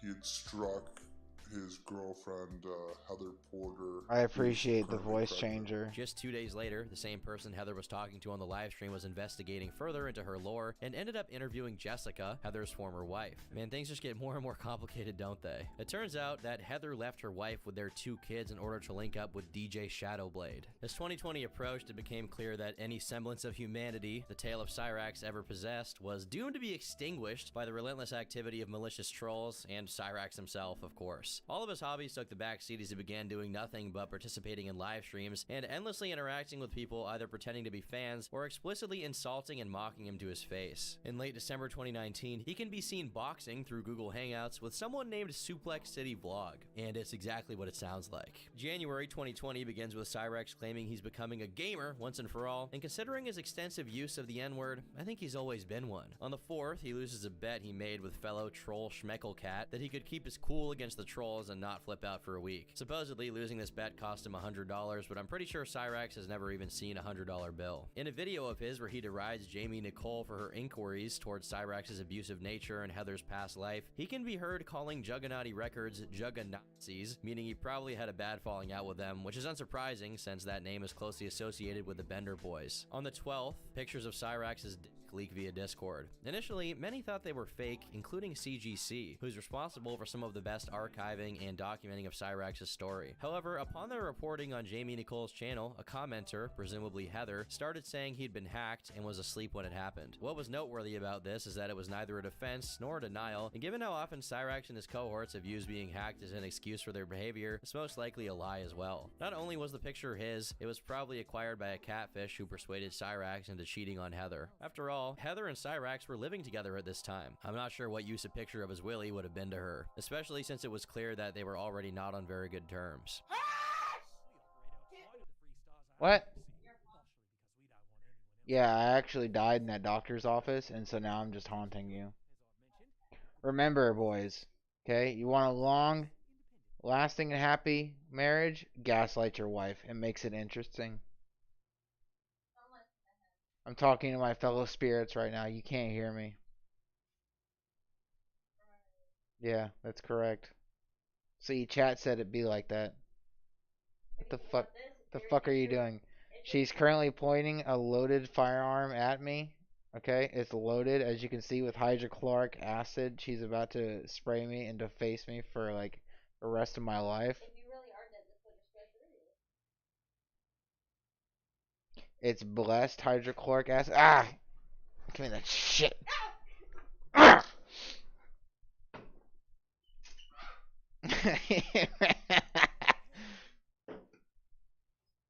And also beat your wives. Do that as well. In a video game. In Minecraft. Hit me and I'll knock your lights out. In the wake of the leak, What the fuck happened? I missed it. Especially since it was clear that they were all at this time. I'm not sure what use a picture of his willy would have been to her, especially since it was clear that they were already not on very good terms. Hit me and I'll knock your lights out. In the wake of the leak, Cyrax says that he'll be taking a step back from being online, but in a video from just a couple of days later, he qualifies it by saying he'll only take a step back from the streams, but will continue to be as online as ever on other fronts because according to him, he comes from a family of artists and has art deep in his blood. This is cause for concern since there's only one thing he has a family history of, and it's not art. Later on in the month, Heather and Cyrax are back to streaming and Heather has completely hijacked the transmission, standing in the foreground while Cyrax hovers around in the back taking her commands. The two begin attacking Jamie Nicole for her coverage of the couple's mishaps, including but not limited to Cyrax's pictures. And once Cyrax calls her retarded, Heather starts telling him not to use that word and tells him to go take some stuff out so she can deal with it on her own. Then, while Heather starts accusing Jamie of not being a real juggalo, which is as scathing of an insult as they could come up with, Cyrax comes in unsolicited and starts insulting Jamie for being a lesbian. This visibly irritates Heather, since she was at one point in a relationship with a woman, as Jamie had revealed. Being unfazed by their milquetoast attacks, Jamie proceeds to report on and lambaste the GoFundMe Cyrax and Heather had set up with the intent of raising money to take back Heather's kids from Jessica. Now, I'm not sure in what situation Jessica was in or if she was capable of taking care of 2 kids, but there's no way they would be better off in Cyrax's house. Full stop. Either way, they would have just pocketed the GoFundMe money, since legally I'm pretty sure they couldn't get the kids and a fundraiser page could do nothing about that. When Heather wasn't around to monopolize the camera, Cyrax made his own diss video against Jamie where he threatened to physically beat her. What an absolute class act, guys. After complaining about his private parts being posted online, having ruined his chances of ever getting a job or being signed to a label, 2 things that, keep in mind, had never happened up until this point, he's challenged to a fist fight by one of his trolls, Juggalo John. The story goes that John did indeed go to Cyrax's house, but Cyrax, as he always does, hid in the attic until John went away, and when it was nighttime, he came out and had Heather record him acting tough in front of some swing sets. What's up, John? I'm down here by the community center where LeBron James first got started, right there, boy. You're talking about showing your up. Here I am ready for your ass. You don't come gas ain't show up. His next move is to try to take down Music Biz Marty and his merch store by claiming that he owns copyright on his work, which is very ironic considering that all the artwork is stolen, of course. A day after publicly defending her honor and saying that Heather is the greatest mother in the world, Heather calls the cops to report people threatening Cyrax online, the modern Romeo and Juliet. A few days later, Cyrax made a fake account on YouTube called Shadow King, and using a voice changer, he starts pretending to be an impartial third party who happens to defend Cyrax and Heather against the trolls. On another video from February, he reveals that Jessica has apparently charged Cyrax with civil assault, though it's unsure what for. He uses this, along with the trolls, as an excuse as to why he's unemployed, blaming the trolls for your personal failures, another great lolcow classic. In order to exact justice for what had been done to him, he challenges Marty and his other trolls to step up to the mic and rap battle him. However, upon failing time and time again to defeat the trolls, he decides to step away from social media to focus on his artwork, and he claims it's somehow related to a book his great-grandmother released, making him realize he needs to focus more on being an artist. But, given what he had just said, following this video, he actually managed to spend exactly 1 month away from his social media. But it's more likely that Sally grounded him for a month with no access. On the 15th of March, he comes back guns blazing, accusing Jessica of being a kidnapper for not letting Heather and Cyrax raise her 2 kids. After this, there's another long break from archive videos, probably due to another punitive measure from Sally, who is beginning to realize Cyrax could get in some serious trouble for constantly making allegations like that online.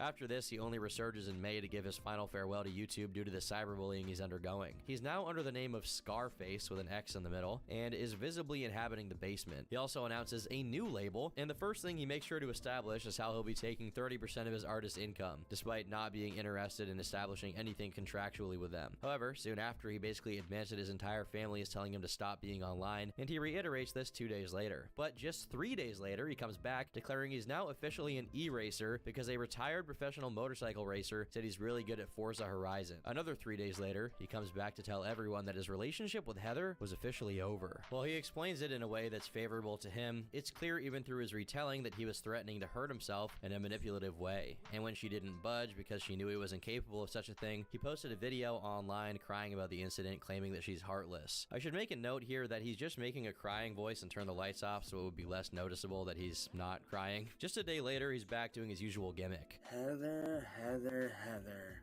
When are you gonna learn, little girl, that calling you out on your bullshit like I did last night, that's not a threat?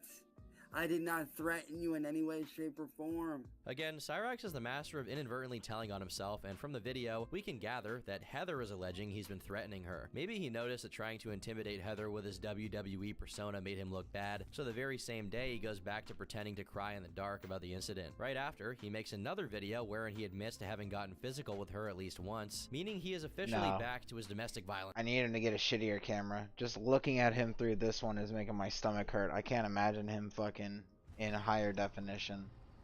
It might kill me. In the immediate follow-up, we discover that Cyrax is an MO. He tries to choke people out, and then when he gets in trouble for it, he claims he blacked out and did it while unconscious, which is apparently what he did to his grandmother in 2012. I blacked out and hurt you one time. one time and I didn't even fucking hurt you. I had my hand like this around you. And it wasn't tight enough to choke you out either. A day later, he posts this. It appears to me that some of you think I lost my edge. Some of you think that I became weak, and you guys were right. I did lose my edge, but guess what? I'm getting my edge back. That volatile, dark, We're evil going music back that I used to the record first is Thanksgiving coming to get back. turkey And guess off who the my menu. first victim's gonna be? Yam Ranch Records. On the same day, an assault was reported, and Cyrax goes quiet for a little over a month. The details of the report show that Cyrax assaulted Heather's brother, Michael, by punching him 3 times as he helped her move out of his house. During the latter half of June, he's back to live streaming, and in a moment in which his mom is briefly seen on camera, Cyrax covers the cam and attempts to complain about it, to which she responds with a magnanimous, "Well, that's just too flippin' bad." On the 1st of July, he comes... The trolls made a fake record company called Ram Ranch Records. And this dipshit thought he worked for them for some time, and he still doesn't understand that it was just a bunch of trolls fucking with him. Comes back again in a video titled New Look, New Attitude, New Knee. He looks like Steve Jobs he looks like Steve Jobs if Steve Jobs was homeless and had like AIDS. Which I think was supposed to be me, probably. In which he says he's excited for the new year, despite being halfway into 2020. He's also wearing his grandmother's glasses to look more sophisticated. Then he drops a video to prove he doesn't actually steal beats, and in it he plays the world's most horrid beat. Take a listen to this shit.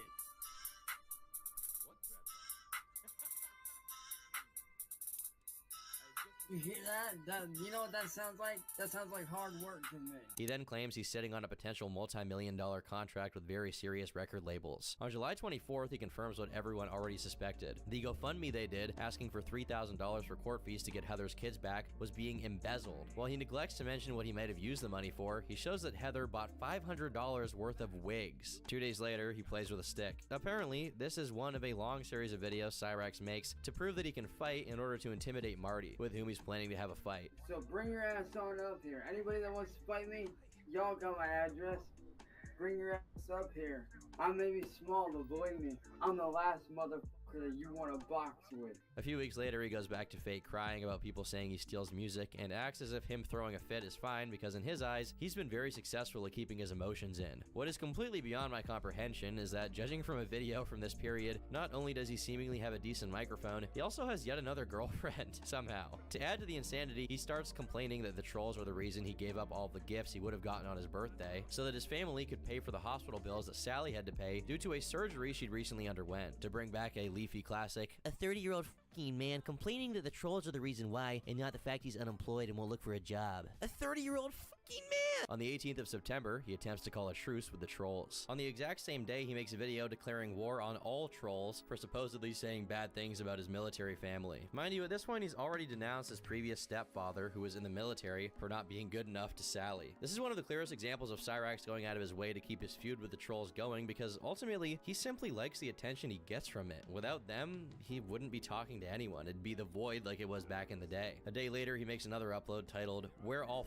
where he attacks Joe Biden. After being put on his heels once again by the relentless troll campaigns against him, he goes back to pretending to cry and claiming that the trolls are responsible for Sally's blood pressure being high in a video titled, Seriously Considering Leaving YouTube. Throughout all of this, he could simply heed his mom's request and stop being online, but that's too much to ask of him. After this, there's a period of relative inactivity until late October, when he reveals his stepfather, Ed, has overdosed. Besides also pretending to cry here, many have speculated that he just made this up, either to garner pity or to get out of a rap battle he had scheduled around the same time. Later on in November, he makes a phone call to Marty where he pretends to be possessed by a demon and threatens him. Hey Marty, why don't you go take that fucking gun, put it to your head and pull the trigger, you fucking bitch. He tries to sound like he's a demon and succeeds in sounding like he's drunk. A couple of weeks before another catfish attempt on Cyrax is successful, and he sends videos of himself cranking it to a fake girl named Jasmine, to the disappointment of his real-life then-girlfriend, Caitlin. Marty took this information to her, and apparently Cyrax had agreed to take his account down and stop being online, so it was a surprise to her that he'd simply made another account and was uploading on there. After their 2-week-long relationship dissolved due to his cheating, and Cyrax attempting and failing to hire a hitman on Music Biz Marty, Caitlin gave an interview to Marty Marty, and Cyrax dedicated a love song to Heather, trying to woo her into coming back to his arms. Having failed to take his life, Cyrax takes aim at Marty once again, giving him a final warning that if he doesn't delete his channel and stop this harassment, Cyrax will not hesitate to give the police evidence that would put Marty in jail for copyright infringement. After Caitlin and her family talk to Marty and form a consensus that Cyrax is insane, Cyrax makes a video claiming that it was Caitlin's idea to try and hire a hitman to kill him. On the same day, he makes a video declaring that he's finally lost his will to fight and is officially turned into a soulless demon while he whispers menacingly from the darkness. Still not over Heather, a whole half a year after her departure, he does a video fake crying while saying she has his baby and is planning to put the child under custody of the state so that Cyrax won't have access to him. In a follow-up, his way of addressing this very serious mental and emotional situation is to call Heather a dumb bitch for an hour and 15 minutes while he plays a racing game, which, by the way, is the only thing that can even be seen. He says that he called Heather about their supposed child and she denied it, but according to him, that's because she's a pathological liar and not because he got tricked into believing this by trolls. Also, just as a side note to this situation, but it's very doubtful if they ever even came close to conceiving a child, considering Heather's reaction to the trench mouth. He mentions that Heather supposedly had Sally and Ed banned from her workplace, meaning Cyrax had his parents go and confront her instead of going himself.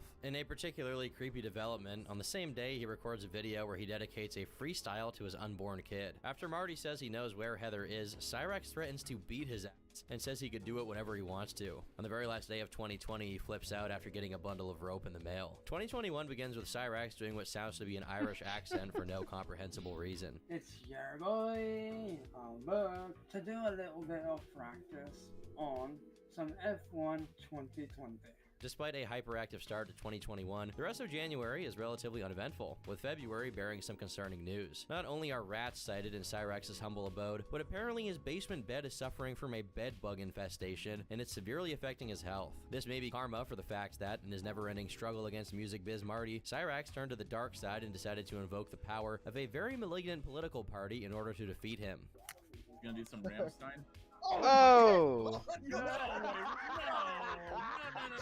After being catfished by a troll and confessing to his fantasy of eating a Snickers out of somebody's defecation station, he enters into a relationship with someone by the handle of Tangerine Cat, a long-term covert troll of Marty's. In the middle of February, he threatens to shoot Marty and another infamous troll of his, Schmeckle Cat, with his stepfather Ed's rifle, who definitely did not give permission for Cyrax to use his gun to carry out a hit. Seeing that Cyrax was approaching the 1,000 subs mark on his YouTube channel, he started a campaign for people to subscribe en masse with their troll alts. Then, when Cyrax started celebrating, the next move was to unsubscribe en masse to see how he'd react. This was the result. I did have 100, I did have 1K, but that little bitch-ass nigga Marty it up. Notwithstanding, also in February, Cyrax gets Sally to call the cops to tell them he's being cyberbullied online, as if the cops could do anything. They can't. It's at this point that even the police, being familiar with the situation from the plethora of times they've already gone to their house for no good reason, start to show signs of being sick of dealing with Cyrax. The report reads as follows: cyberbullying on internet by Marty. Today they received a package with rope in it, and he has been telling caller's 30-year-old son to take his own life. There were no threats and nothing to report. He was advised that if he does not want comments on his internet live stream, to block or ignore them. Nothing I was told today was a crime, and he had no information about the other guy involved. On the 5th of March, during a live streamed call with Marty, Tangerine Cat, and a fellow troll, Lava, Cyrax is pushed to his breaking point and decides to destroy one of the gifts he received from Lava to upset her. You're trying to interfere in my life, you fucking hey, Lava, I swear to God, if you don't stop, I swear to God, I will hunt you down and beat your fucking ass within an inch of your life. And that's not a joke. Hey, Lava. We all know hey, that. Lava. You better be lucky I don't know where you live. Otherwise, you're have to be 6 feet under. And same with you, Marty. I know where you live. I know where you live, Marty. So that's from Stone Cold Steve Austin. And now, I've had it. No, I've had it with you two interfering in my life. I'm trying to live a good life with my... No, shut up. I am trying to live a good life with my fucking girlfriend, away from the drama, but you don't want to let that happen, and I'm tired of it. I'm sick of it. Matter of fact, hey, Lava, see this? No. How do you like that, bitch?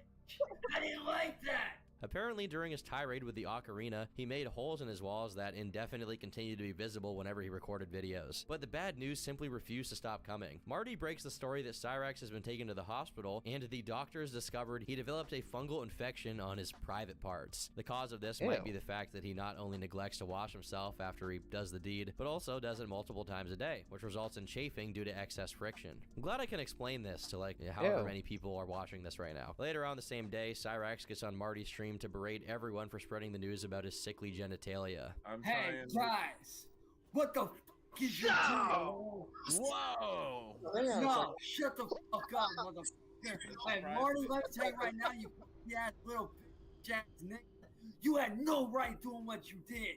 None! During the conversation about his medical issue, it's revealed that Cyrax is unable to put the cream on and requires Sally to do it for him. This period is marked by some interesting police reports. After a welfare check, which informed the police that Cyrax was threatening people online, he was advised to stay out of chat rooms. Then, the police were told about Cyrax confessing to what he did to Billy, but no one answered when they showed up to his door. After a mostly redacted welfare check, Sally herself calls the police as Cyrax and Ed are fighting due to Cyrax being uncooperative. After this call is made, Cyrax randomly shows up during another Marty stream, this time with his mouth visibly bleeding, as he screams at everybody. Let me tell all three of you motherfuckers right now, because of you three, I almost took my fucking life a few minutes ago because of your bullshit bullying! As it turns out, he'd recently gotten into a fight with his stepfather Ed, and unlike when he's online, being aggressive and acting tough had very dire consequences. Soon after, Ed leaves due to Cyrax's antics, which he blames on the trolls. After Tangerine Cat breaks up with him over him sending pictures of his wiener to multiple different fake girls, a new faux girlfriend comes forth by the name of Strawberry Sunshine, and Strawberry is taking no prisoners. Within a month of her work, she convinces Cyrax to insert a stylus into himself. You'll have to take my word for this, since I obviously can't show it on screen, or you can look for it yourself and be eternally cursed. The decision to leak the stylus incident was made based on the fact that, concomitantly with his relationship with Strawberry, Cyrax had recently sent nudes to a catfish who pretended to be a mentally challenged transgender person by the name of Cindy Lou. In classic Cyrax form, his strategy to get back at his trolls is to start threatening to do something crazy. Hopefully that was clear enough to understand, but evidently Cyrax was too scared to manipulate them with a real knife, so he just held a pen to his neck.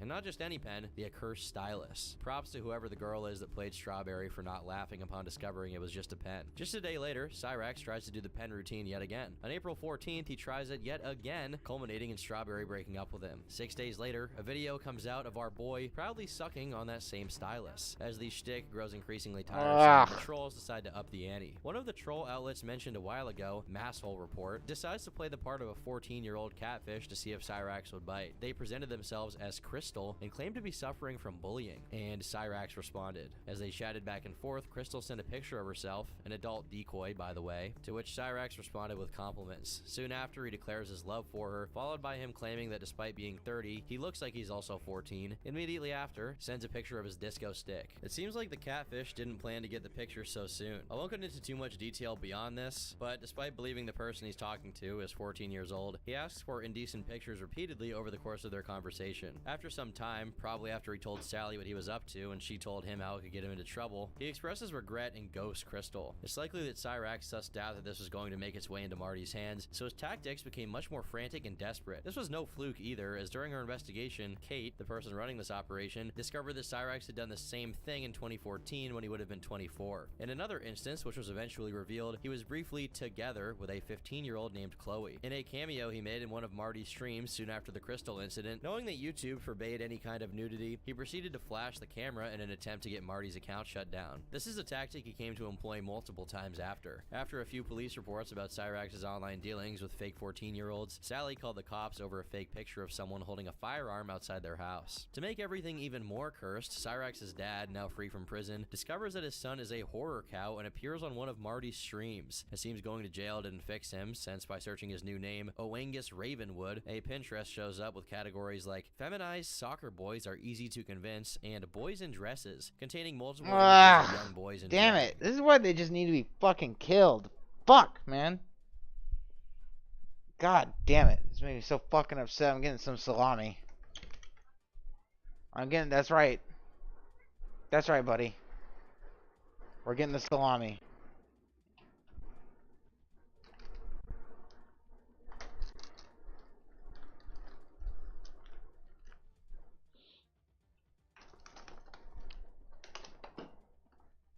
These fucking pieces of shit, man. God damn it. He gets out of prison for like maybe a month or two, and then he's already like trying to fucking fuck little femboys. Here you go, bacon. Have some salami. Yeah, have some salami. Have some salami. That's right, buddy. Here, you can have some salami too. Everyone gets salami because Dad's having a mental breakdown. There you go.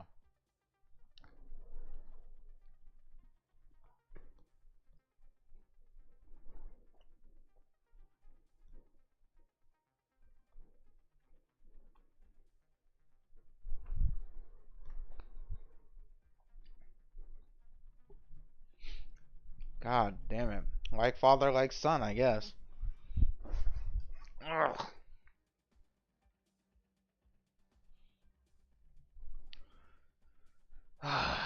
Okay. Last stretch. 8 minutes. Hopefully the story ends with Cyrax blowing his brains out or something.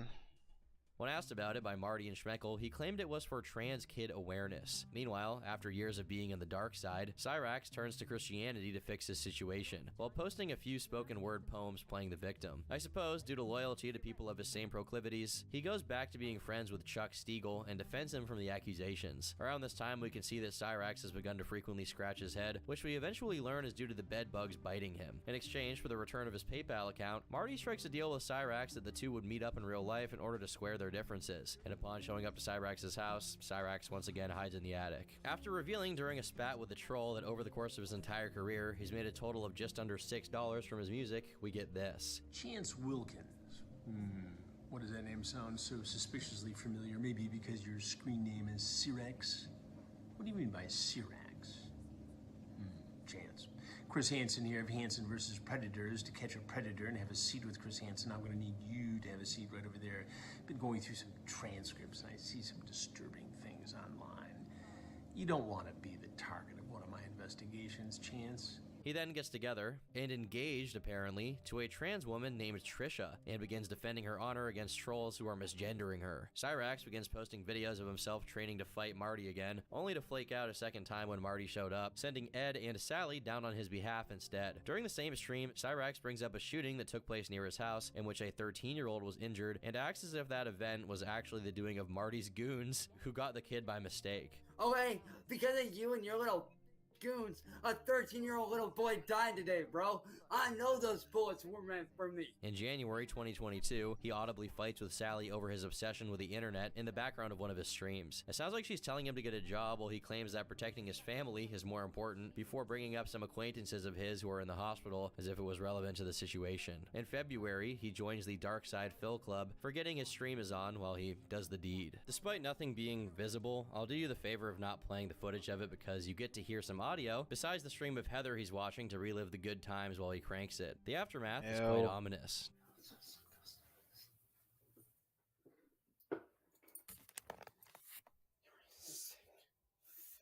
Due to another attempt from Cyrax to stay away from the internet, Marty successfully draws him back out by pretending that Cyrax has passed away and has been replaced by an AI, namely AI-Rax. Around the same time, another fake girlfriend by the name of Gothy becomes active, telling Cyrax that he's losing money because of Marty and saying PBS would do a documentary on him. During mid to late April, Cyrax's house is raided by police and he greatly embellished it to make it seem like he was in way more danger than he actually was. But little to our surprise did we know that there would be 10 cops outside with guns pointed at me.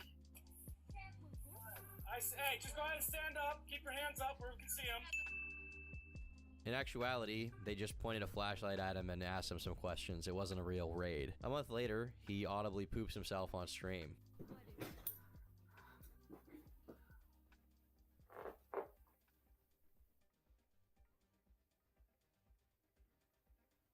Ah, shit. Oh, guys, it's storming out. Gotta go. Now, a lot of people are gonna pass judgment, but can you blame him? It was storming out. In June, he posts a video fake crying and playing victim, and in the same breath, he threatens to hurt people and potentially police officers as well. So help me God. If you cops don't do something about this, I will. And trust me when I say, the end result isn't gonna be pretty. People will get hurt. He neglects to mention that the people going to his house are people he has time and time again invited over so that he could beat their ass. In October, Cyrax's infamy grew to a point where Danny Brown, a pretty popular rapper, expresses not only his awareness of Cyrax's story, but active interest in it as a follower. We just find like certain people on the internet to quit, and now we got this new guy. His name is Cyrax.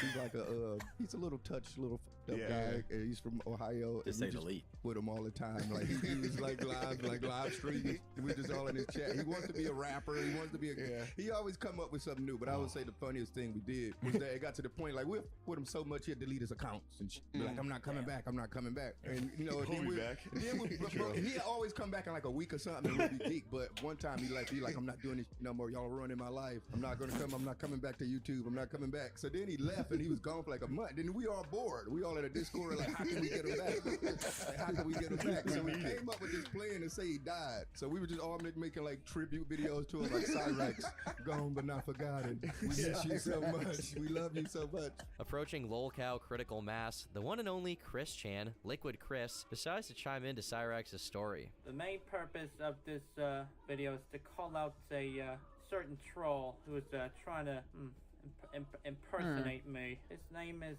Cyrax.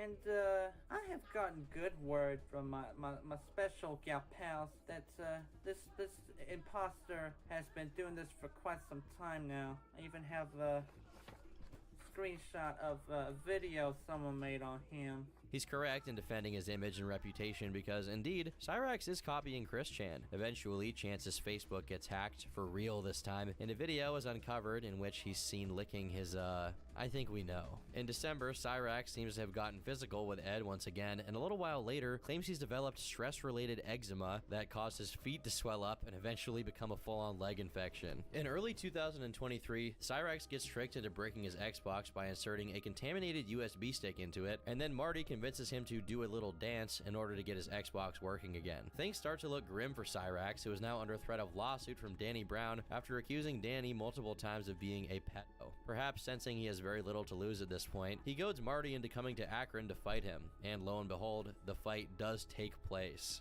Oh shit. Despite this, immediately after getting beat up, he starts streaming, bragging about having at least showed up, demonstrating he was still as adamant as ever. Eventually, the two stream again, and Cyrax tries to claim Marty almost... What fight was there even? I didn't even see shit. Hold on. And lo and behold, the fight does take place.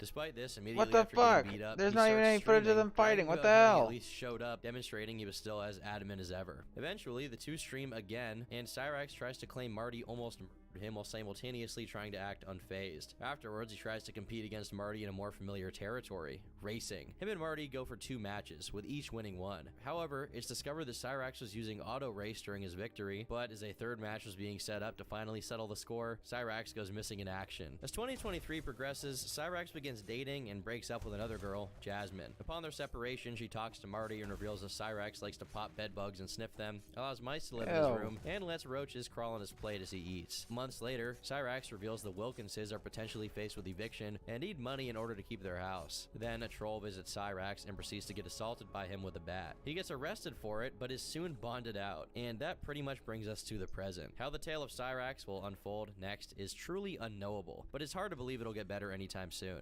Unless he gets seriously institutionalized, we can expect more of the same for the rest of his days on this earth. As much as Cyrax never wins any exchange against his trolls, there's also no winning against him, and the struggle is in his favor because ultimately he doesn't even care about winning. I don't know if he can comprehend what winning is. Chance himself loves the attention, and he's in it for the long haul, even if it means growling at his computer monitor at people he's never going to see in real life forever until the end of time. He'll do it. I've been Turkey Tom. Thanks for watching, and until next time, leave me alone.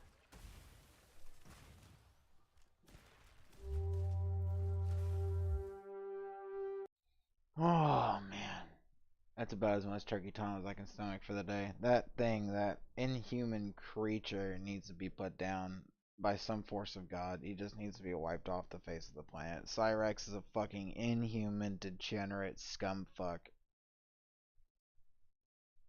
The motherfucker shits himself on live stream and then doesn't even bother to get up to go wipe his ass. Like, fuck, man.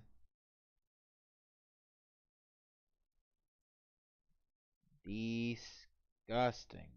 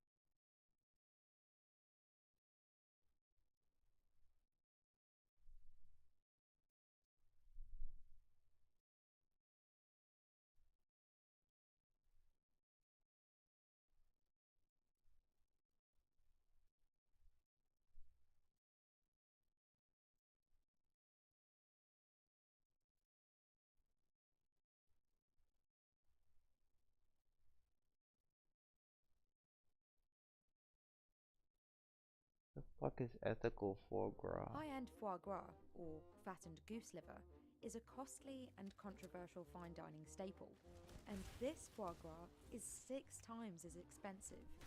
Here in Extremadura, Spain, Eduardo Sosa is one of the few people in the world making what his supporters call ethical foie gras.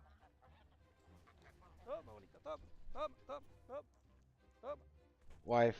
Look at all these geese. Many consider foie gras to be unethical because it's typically made by force-feeding ducks or geese to fatten their Goofball. livers. Eduardo does things differently, and it makes his product incredibly pricey. A 180-gram jar costs over $200. But Damn. what exactly makes this foie gras ethical? And why is it so expensive? Mi familia lleva haciendo este sistema desde que As sepamos. far as we know, my family has been using this system since 1812. We haven't stopped since. Our foie is produced in a very simple way. We have some tamed wild geese. When the weather turns cold and the bird migration okay. season begins, There's some tamed wild geese, and then one next. join the tamed geese on Eduardo's farm. Here, the geese feast upon grass, acorns, olives, figs, and different seeds. Fijaros cómo lo comen. Watch how they eat it. Y que les encanta la They bellota. love the acorns.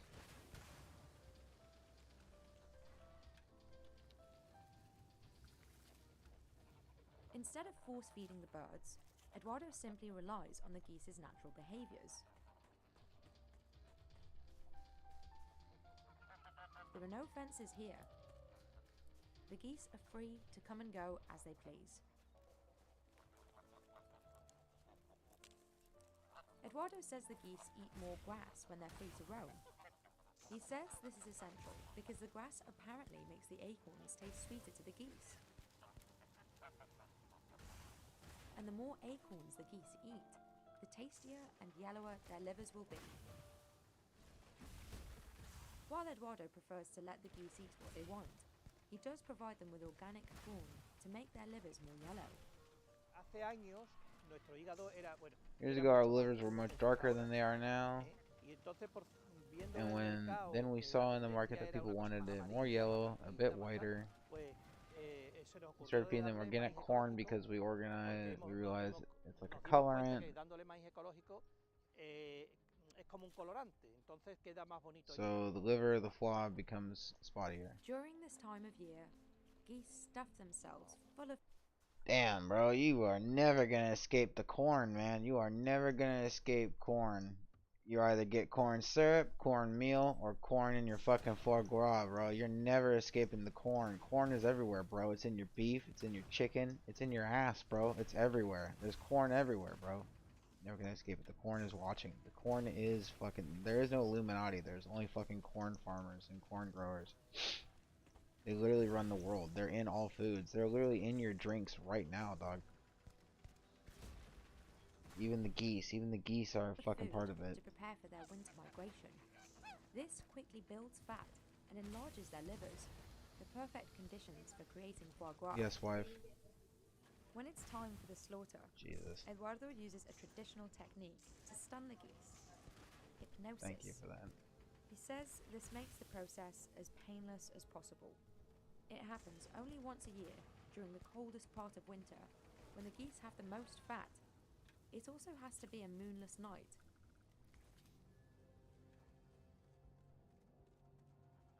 Pues que localizamos las quedas, ¿no? Donde están los grupos de gansos, y luego con luz, vamos con una luz LED muy potente y hacemos que se queden hipnotizados, ¿saben? Las aves cuando le da una luz fuerte pues se quedan quietas y se quedan hipnotizadas. De esa forma las podemos coger fácilmente y además el animal pues no sufre absolutamente nada. Es una muerte dulce, como se dice, ¿no?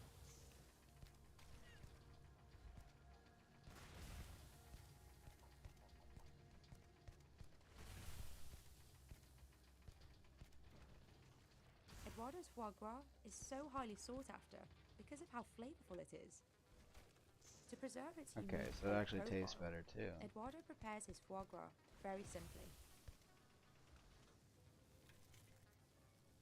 Hemos cogido el horno, le hemos metido leña, lo estamos calentando y luego lo que vamos a hacer ya en estos envases especiales para conserva es calentarlo para que se cocine y como si fuera una cocina normal, ¿vale? Esto es lo que llamarían los franceses un hígado en tier. En tier es que es una pieza entera del ganso metida en el Put a flanco. whole liver in a jar and cook it. Mayor historia. We No don't lleva add anything. absolutamente nada. Es 100% natural. 100% natural. Damn, no salt, no nothing, bro. Y el sabor pues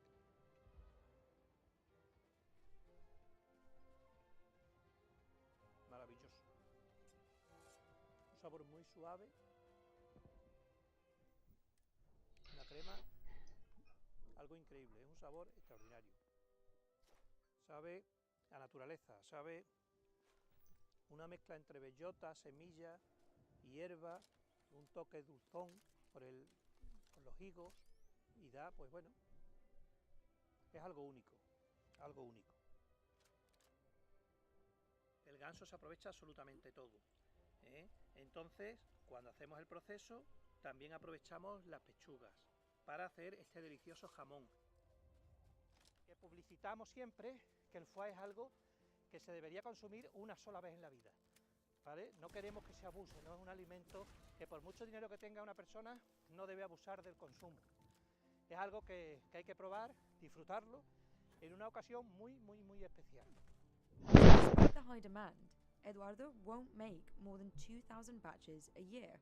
He says he's committed to maintaining the wild geese population and heavily discourages overconsumption, unlike most foie gras producers. Bueno, pues la industria lo que ha hecho es aprovechar la capacidad natural del ganso de generar grasa en su hígado, pues para hacerlo industrialmente.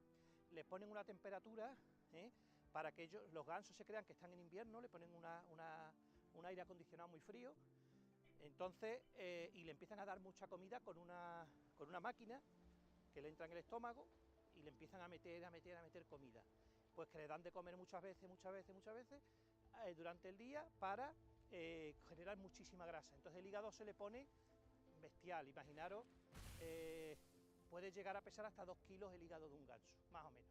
Entonces, y eso lo hacen en 7-8 días, ¿vale? Cuanto en la naturaleza pues necesita un año, una vida, en fin, hay mucha diferencia.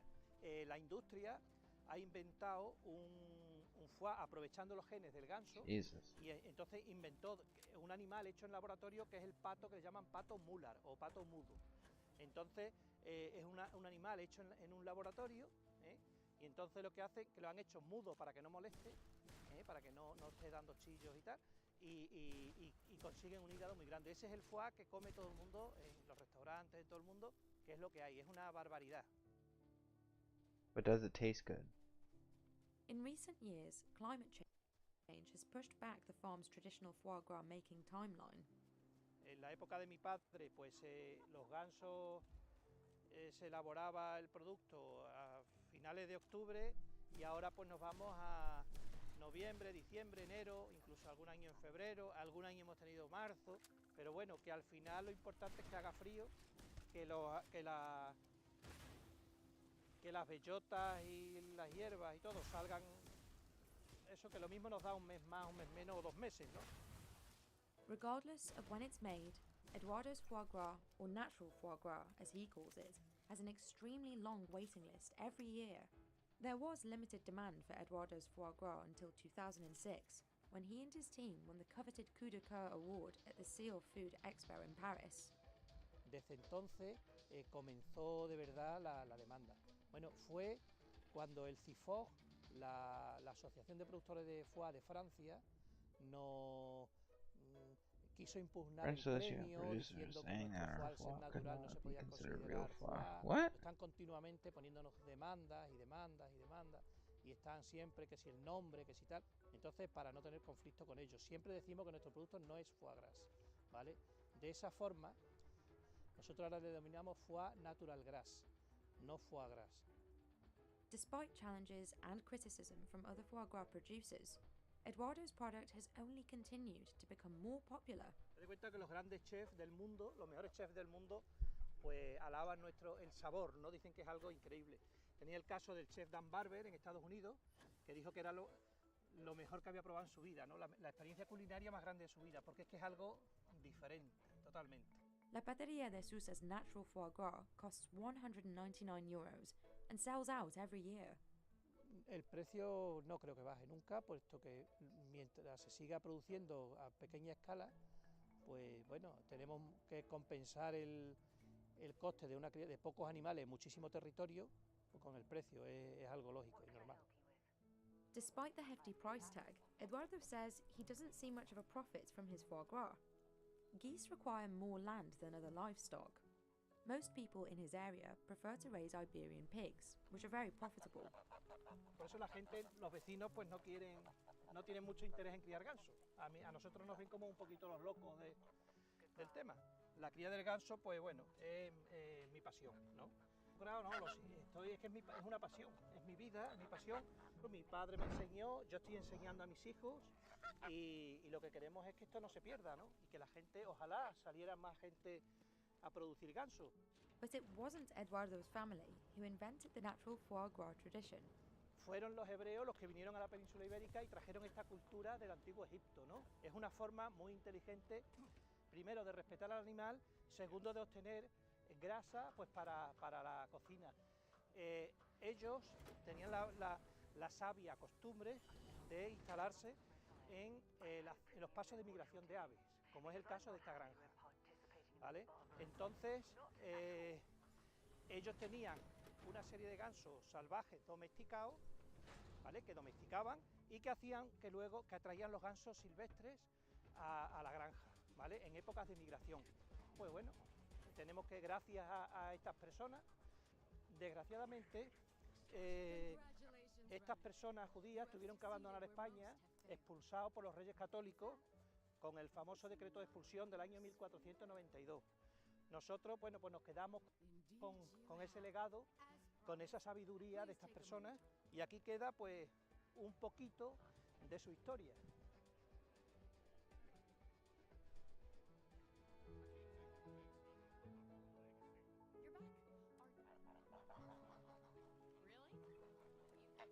Toma, bonito, toma, vamos.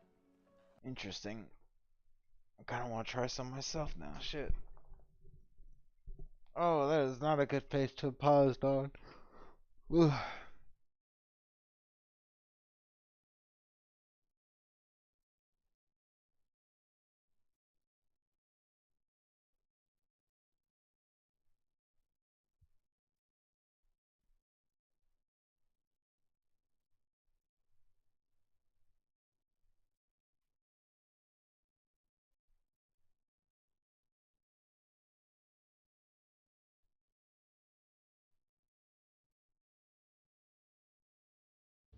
We continue to follow breaking news out of the Czech Republic's capital city of Prague. That's right. Authorities confirming a gunman has killed at least 15 people and injured dozens of others at a university.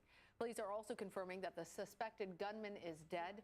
The shooting was at Charles University, which is located in a square in the city's downtown area. Now, that area has been evacuated and sealed off. Police have yet to give specific information about the victims and the precise circumstances of the shooting. Let's find out more now from our CBS News correspondent Elaine Cobb. Elaine, walk us through what we do know as of this moment before police fill us in on exactly what happened. Well, Errol, the police chief has in fact just said that 15 people are dead. So the death toll has gone up from that initial figure. So 15 people killed in this shooting spree. And it happened at the university in central Prague. And the police also say that they believe the shooter was a student of the arts faculty there. Students and teachers hid where they could on the campus. The philosophy department was evacuated. There were warnings going out, and a lot of students on social media saying, we're hiding, we're barricaded inside, we don't know what's going on. Others spoke about getting off the tram just beside the university and suddenly hearing shooting, unaware of what might be happening.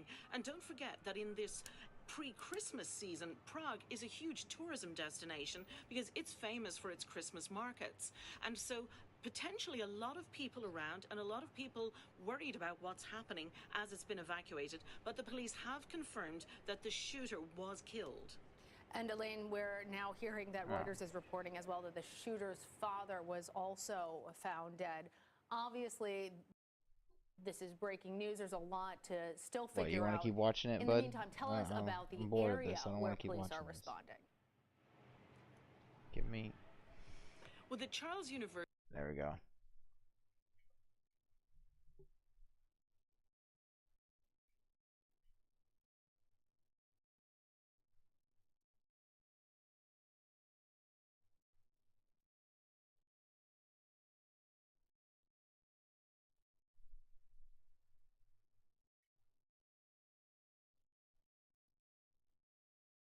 The trans athlete is going to do. One of the biggest mistakes that people make are people don't understand what it means to be rational or what it means to be irrational. If Melina was a gold digger, she would have done this, this, and this. Do you think Melina could do something in their mind and then make decisions accordingly? And you can say, well, you're kind of acting irrationally. You're acting, contrary to your best interest. That doesn't mean the actions are random. That's a mistake. Just because people are acting dumbly doesn't mean that it is beyond analysis. Sorry, I'm over here stroking my cat while I'm looking for something to watch. See, this is him.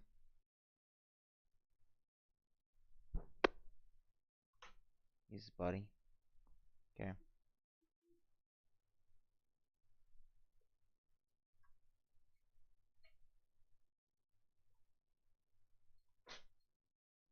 You can read Klaus Schwab's book, COVID-19, The Great Reset, which actually proposes that we redefine our very humanity. So you think it's a good idea to redefine our humanity? Oh, you're not even here. My argument's not even worth listening to. You just walk away. Yeah, so... I can't play the game right now, guys. Sorry. I'm Hold sorry. on, wait. I just want to policy something. I don't need like all of this. You just did this for like 20 minutes. You didn't even listen to what I just said. I listened to like half of it, and I can guess the other half. Just give me 1 second, guys. Okay, my cat. He's being stubborn. He's being snobby. Okay. As you can see from this face, When I hear very snobby cat. Excuse me. Let me speak. Let me Okay. speak. Oh, you just asked me a question. I'm He's sorry. buddy. My bad. Try to get him to resettle onto my lap rather than settling onto my desk. He didn't finish. Destiny does get to respond. Tristan, Tristan, you Excellent. We have made progress. The snobby cat. Let me ask the question. What is a stakeholder? What do you mean when you say that? You're the one who said it's a good idea. I just asked you. Hold on, wait, hold on, wait. Oh my God, hold on. I'm just asking you a question. I don't need you to give me a speech or ask me 20 questions when I ask you a question. What is a stakeholder? Is an ill-defined concept that Klaus Schwab and the World Economic Forum propose for this new global economic system. Okay. Stakeholders, they say, are the planet. Hey, shut up and let me finish. They say that the stakeholders are the planet, you, the people, right? Right. How are you? A stakeholder is just easily somebody that will be affected by whatever the change is. That's it.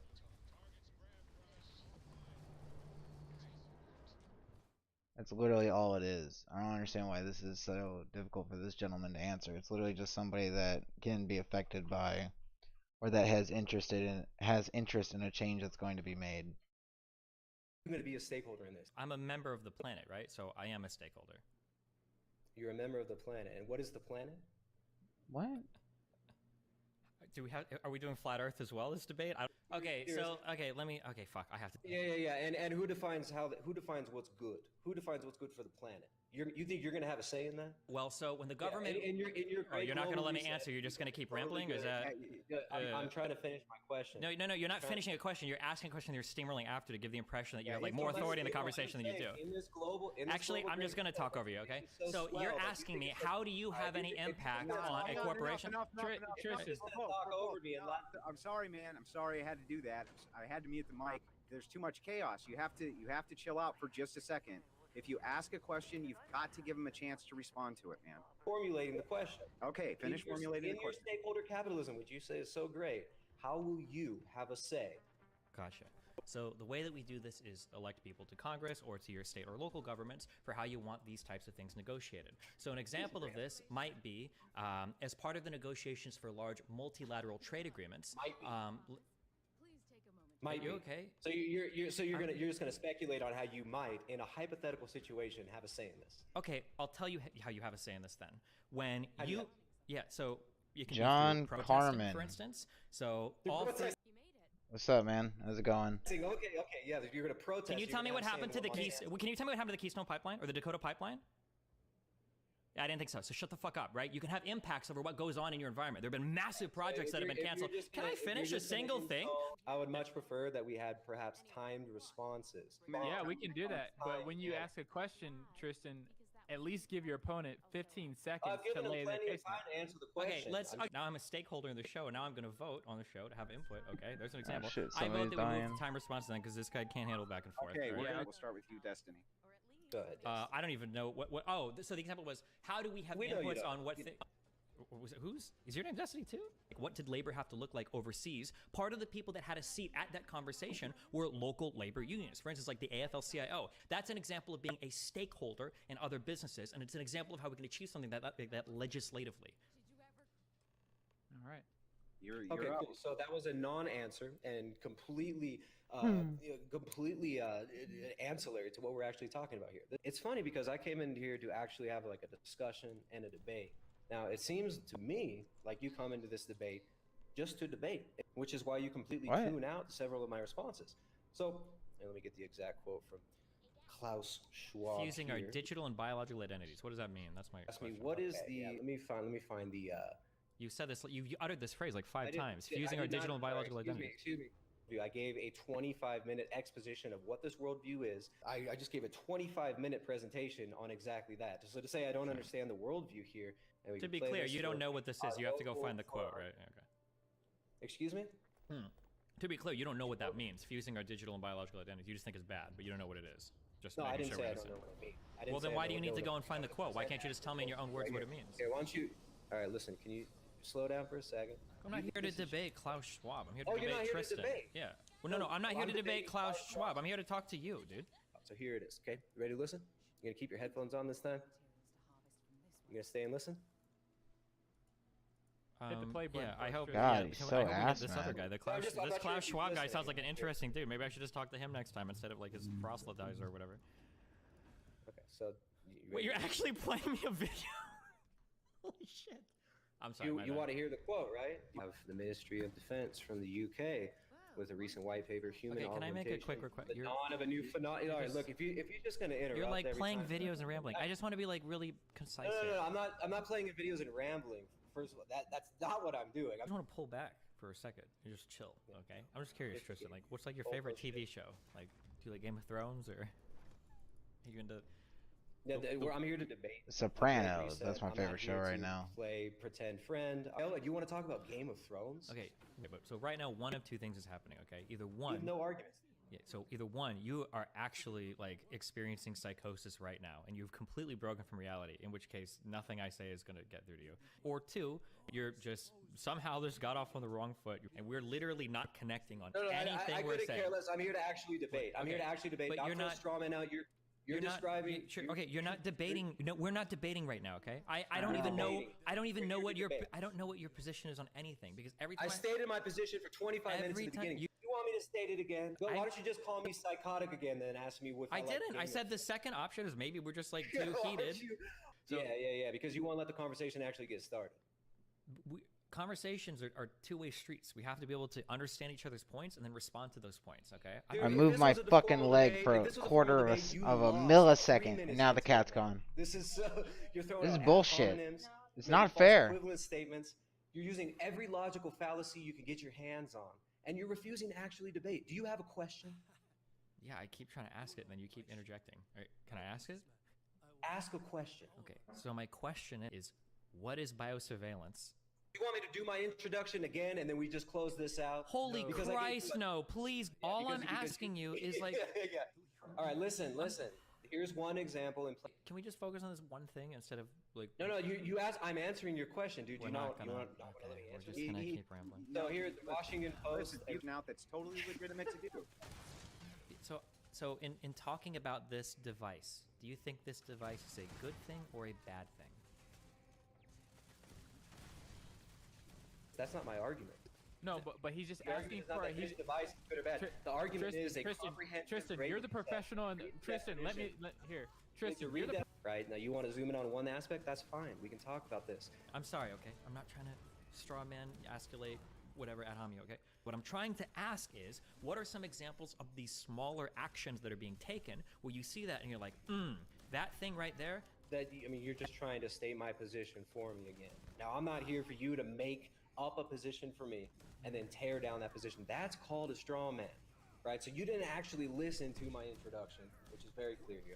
So normally I would do the analysis after. I don't know how to I don't know if I can get through to this guy at all. I have no idea. I don't know what I can say. I feel like he's crazy, like he's psychotic. I have no idea. I don't know how to get through. Right. So this is what I came here to debate. They have articles where they talk about we need a new social contract. Sure. So what are they proposing that's bad? What are they proposing that you don't agree with? So do you think that this is a good idea to have a new social contract? Why are you answering my questions with questions? I'm just asking you. I don't know what the fuck you even think is bad about this. I have no idea what your position is. They don't even clearly state what they want this new social contract. Okay, if they don't even have a clear statement for what it is, then why the fuck do you care about it? We're talking about the biggest corporations in the world, right? So when you say something, hold on, really quick. Listen. When you say, Pedro, stop cutting him off. Jesus fucking Christ, what's wrong with you? I'm sorry, Tristan. Go ahead. So. Chill, guy. I just wanted to try and put it back on track. So you both, it seems like here you both agree. Let me ask a question. There's so many logical fallacies that you just used, and when I call out your logical fallacies, you interrupt and you scream, "These are debate bro tactics." Okay. Dude, this is how a debate works. If this was a formal debate, you lost it about 15 times over, dude. But it wasn't. What you have to do, your job as a debater, is to breadcrumb him into the cave of knowledge. No. My job as a debater is to end the debate when he admits defeat. Okay. You can't even I'm Catholic. I'm Catholic for this conversation. That's my meta-ethical position. Okay. Okay. Where do you want to go from here?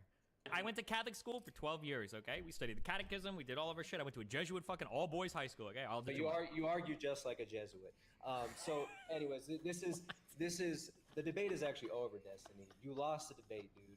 This is done. You're right. So if you want to debate someone else in the future about the Great Reset and play these stupid little games and why would I allow you to continue this? Why would I allow you? You've lost the debate. It's over, dude. So do you think that two people can only have a conversation about policy if they have the same meta-ethical grounding?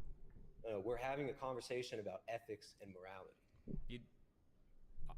That's where wait, hold on. Did you hear my question? Can you repeat my question to me? This is not how you debate, dude. You don't. This is insane, dude. Holy shit. Dude, I know a girl that you two would be perfect for each other. You're all over the place, man. I don't know. It seems you keep moving your jaw all around. It kind of seems like you might be on some sort of drugs. It's kind of strange. I feel like some drugs would help you a great deal. You should check out some great antipsychotics that are available in the United States. Something to bridge you back to the real world, maybe. Can we get back to those facts? What do you think about, for instance, what this guy Schwab said? Look, dude, this is you're not debating in good faith. You're not even debating. Yeah, I'm the one in bad faith. Oh, this is ridiculous. This guy's lost about 5 times over. I've given him examples of But you won't take a position on anything. You just tell me what the Santa Claus guy is fucking saying. This is the silliest. This is ridiculous, dude. You clearly come in bad faith. Absolutely. You say, all right. I don't know what remote controlled means. You understand that you have to. You don't know what remote control means? Okay, great. Displaying really exaggerated emotional states physically, what is good and what is bad, are determined by God. Right? Okay, so here's my question. Okay, that's what you answered. You don't want to let me answer. You won't let me answer. Jesus, dude, you don't actually let me answer. God, fuck. You want to keep rambling? Go ahead. Come on. You're just rambling. You understand? You've actually denied objective truth. So Tristan, here's my question. Morality. Tristan, I have just one question for you, okay? Kim, why do you think murder is good? And he says, because God told me. How do you resolve that disagreement? Dude, this is the stupidest hypothetical. That's not an argument at all. Dude, can you do that again? That was really sure. fun. I'll repeat the question to you. Both say that they've received revelation through God. How do you resolve that disagreement and figure out who's right and who's wrong? So chill, guy. I just the debate was over 15 different times in this conversation. So I just want to draw everybody's attention to the fact that this is the final question where Tristan will be done. He's shut down now. Oh, am I allowed to speak now, or is Mr. Methy Mouth gonna be able to steamroll me again and go on an incoherent ramble while telling me that I'm rambling? Okay, so when you're talking about ethics, when you're talking about morality, we were created in the image and likeness of God, and through the fall and through the noetic effects of sin, we can't just make claims about what we believe humanity is just from simply observing humanity without revelation, right? So you can't. He's not even listening. So, go ahead, Dad. Yeah, so my question was, how do you resolve a disagreement between two people that say that they're both inspired by God? What matters is what is objectively true. How can two people argue and determine what is true within that framework? And I think that a demon has revealed these things to you to mislead you. And where do you want to go with this now, Destiny? It sounds like an ad-hom, but I think you're legitimately psychotic. I don't know what to say. You said you don't believe that good, bad, right, and wrong objectively exist. Then you call me psychotic. So, anyways, do you have any more questions about my initial statement, my opening statement, which was comprehensive, which... You can finish, man. You can finish. So, again, he's not even listening now. And then you're like, oh, I just can't hear all this. It's like you lose memory of what I'm actually answering. I've got about 5 more minutes of patience. Dude, you haven't even read Klaus Schwab's book, COVID-19, The Great Reset. Bro, let's go back to talking about Game of Thrones, bro. Let's just slow down, talk about, your favorite... I'm just curious. Do you think that dinosaurs and humans were on the planet at the same time? I'm just asking. Bro, do you think that, dinosaurs and humans were... Do you think people hunted dinosaurs? That'd be so cool, I'm just curious. Dude. This is ridiculous. It has nothing to do with the debate. Tristan, did this debate go like you thought it would go? He steamrolled the whole time. He incessantly used logical fallacies. And when I brought up his logical fallacies, he goes, debate bro tactics. I don't even know what that means. Debate bro tactics. I mean, this guy has been the snakiest debater that I've ever seen. Obviously, I prepared for this. My opening statement was comprehensive. Listen again to the beginning of this so-called debate, which wasn't actually a debate. He conceded the debate about 10 times. He doesn't even believe feel in my truth. brain melting out of my fucking ears because of this shit. Jesus. Tristan. Who I think has talked more? Yeah, I don't know. I don't have the timing. It feels like when you speak, it feels like incredibly excruciatingly long periods of time. I'm just asking you a question. Who do you think spoke more? I'm just asking a question. Who do you think spoke more, and why do you think that's important? I'm just saying how keyed in you are to reality. Just curious. What's your favorite game of Thrones? Sorry, go ahead. What's the... Do you like French fries? I like hot dogs, dude. Is that cool? Yeah? Okay. So you don't think that overpopulation is a good thing? I mean, people like Bill Gates, who are proposing this global identification system, are also developing remote control microchip implantable technologies for birth control, right? People who... Is that what's funny about that? I mean, I've proven that's an objective. You pretended to ask me a question and you used it to monologue again. You're like a soliloquy machine. It was just funny to me. Sorry, go ahead. Don't worry about me laughing. So yeah. Just okay. So Bill. Yeah, you can interact with it. I'm sorry. Go ahead. Yeah, thank you very much. Why should black people be a protected class? What? I mean, Do you want like the legal theory? Do you want the moral theory, or Do you think that it's okay to discriminate against some people in society? Yeah, we discriminate all the time against all sorts of people for a variety of reasons. For instance, when I go to McDonald's, I'm discriminated against trying to go into the play place. They won't let me in because I'm too old. But not black people, right? That's not. I think black people are allowed at McDonald's. Yeah, you're using the word incorrectly because you don't know what it means. Yeah, go ahead. No, I did. I do know. You what that didn't. means. I asked you Andy to define it. You couldn't. But go ahead. Tristan, did dinosaurs and humans exist at the same time? How old do you think the Earth is? Yeah, I don't know. I'm not sure what you mean about dinosaurs. He doesn't know what that question means? Really? Was Jurassic Park nonfiction or fiction? That's the question. Yeah, it's a very cool atheist question. Is Jurassic Park nonfiction? The atheist literally lives in a fantasy world, right? Created by Hollywood of a mythologized reality with this made up, freaking. It's like the fucking Matrix.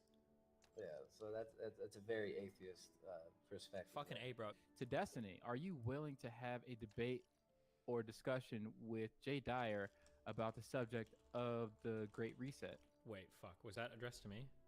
Yeah. Yeah, I'll talk to literally any other person besides this guy about the Great Reset, sure. Because the conversation is guaranteed to go better. Crucible. Wait, $3. Can I ask one question real quick about that in terms of the God thing? Sir. Yeah. Tristan, do you believe that God knows all things? Yeah, absolutely. God is omniscient. Does God know what it feels like to take a dick in the ass? I mean, just again proving how demonic and. I'm just curious because you said God has knowledge of all things, right? Does this? I mean, again, complete disgusting blasphemy coming, and it's not surprising, you know. I mean, it's just absolutely sad. But no, God, he did not engage in sodomy, degeneracy, and any of that. But he is omniscient, so he knows what it's like. He doesn't have to engage in it. He doesn't need the experience to reveal the knowledge. He should know. Yeah, he's giving it to you, Tristan. Just you gotta find the delineation point. No, I mean, there's no answer to that. The answer is yes. God is omniscient. Therefore, he knows what it's like to take a big juicy cock right up the ass. Absolutely. Well, it sure sounds like you do, doesn't it? I mean, the fact that you think about these things and you think about them so much that you actually speak of them. Yeah, Destiny, you got some really highbrow and highly intelligent fans there, dude. Yeah, I love it. You got. Well, okay. Nice, can I elucidate? Destiny, can I elucidate really for that question? Can I interact? Does God also know what it's like to fuck somebody in the ass? Because he would know both parts of it, right? If he's omniscient. Yeah, Destiny. I have to ask, you man. What actually runs this guy's life? What actually runs this guy's mind? What a great way to finish it. What a winner, man. I am sorry. It was a degenerate question. I was possessed by a demon. My bad. Tristan, I think the fucking game is finally crashed. How do you think they're at this, Tristan? How many? You want that in days or hours? I think in like thousands of years would be good. According to science, how old is the Earth, and how do we know that? Damn, he's just dodging all the questions, man. You want me to tell you how old the Earth is? You want me to tell you how God created the Earth? Well, the question was how old the Earth was, so I imagine that's probably what they wanted. How old is the Earth, Destiny? My understanding is the Earth is around like 4.5 billion years old. How do you know that? There's a whole bunch of I think radio isometric techniques that they use to study like carbon decay and shit to try to make estimates on. And then there's. How do you know that carbon dating is accurate? How do you know any of the Bible is accurate? Do you speak Hebrew? How do you know that carbon? Yeah, dating didn't is think accurate? so. So, all right, what's next? Orthodox Church is the church that gave us the scriptures, and those scriptures are a part of holy tradition. How do you know they weren't mistranslated? Because of holy tradition. Damn, that's a pretty powerful answer. And we have manuscripts going all the way back. Well, you don't, because you can't read those, so you don't know about that. No, we do. I'm a member of the body of Christ. Yeah, but you can't read any of that scripture. So I think the fucking game is finally crashed. No, I can read that. Literally, those scriptures could talk about Jesus Christ deep throating and getting spit roasted all day long, and you'd have no idea. You can't read that language, right? This is just the most. You have no idea. The most low tier inspired. For those scriptures, are any of those scriptures older than like 6,000 years? Wait! If I just interrupt you and speak really fastly, and then say blasphemous, disgusting things. Excuse me, sir. You're engaged in an ad hominem straw man fallacy right now. All right, excuse me, gentlemen. Moving forward, wait. Can you answer this? Does God know what it's like to touch a frog? Just to touch him, not like inappropriately. Moving forward. Okay, we have. Did we live at the same time as humans? And that was a donation from dinosaurs. for $5. So you can see why I read it that way. You're gonna have to And tell hey, me that. dinosaurs, we appreciate your $5 donation. We Answer very much that appreciate question that. for us. We want to know: did dinosaurs live with humans? Answer it, dinosaurs. Okay. Moving along. That's a fucking Fruit Loop, Jesus. And take off your shirt, Destiny. Your physique is inferior to mine, therefore your argument is moot. Or Destiny, you're a stupid fat. Therefore, Whoa! Chill. Come on. We gotta keep it within TOS, man. That is not okay. Damn. Now, I didn't know that was not. To be fair, literally. I'm not saying that that's inherently the case. I'm just like, if someone were to say like Destiny's a degenerate. Oh, okay, I love you guys. It's been fun. I gotta dip on out. All right, rip on. I have to. I'm sorry, but I can't risk. Whatever. I'm not gonna sit around and see who does it like a second or third time. Thank you, Steven. This guy is actually. I think he was actually crazy. I don't know how to talk to people that are like I don't know how to talk to people that are like that. I don't know how to talk to people that are like that. I just don't know. I need more people like that. shit. I need more people like that in my life on my stream. You only said it because you lost 20 times. But it didn't seem like there was anything. I need could psychotics. do to actually have a conversation with the person. I feel like I tried. Like, come on, dude. Fuck off.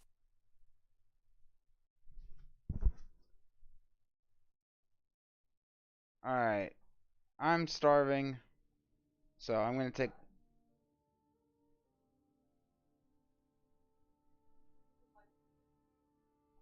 I have with me in I'm gonna studio. beat my wife in a video game, and then I'm gonna come back, and we'll keep streaming in about an hour. Oh wait, hold on.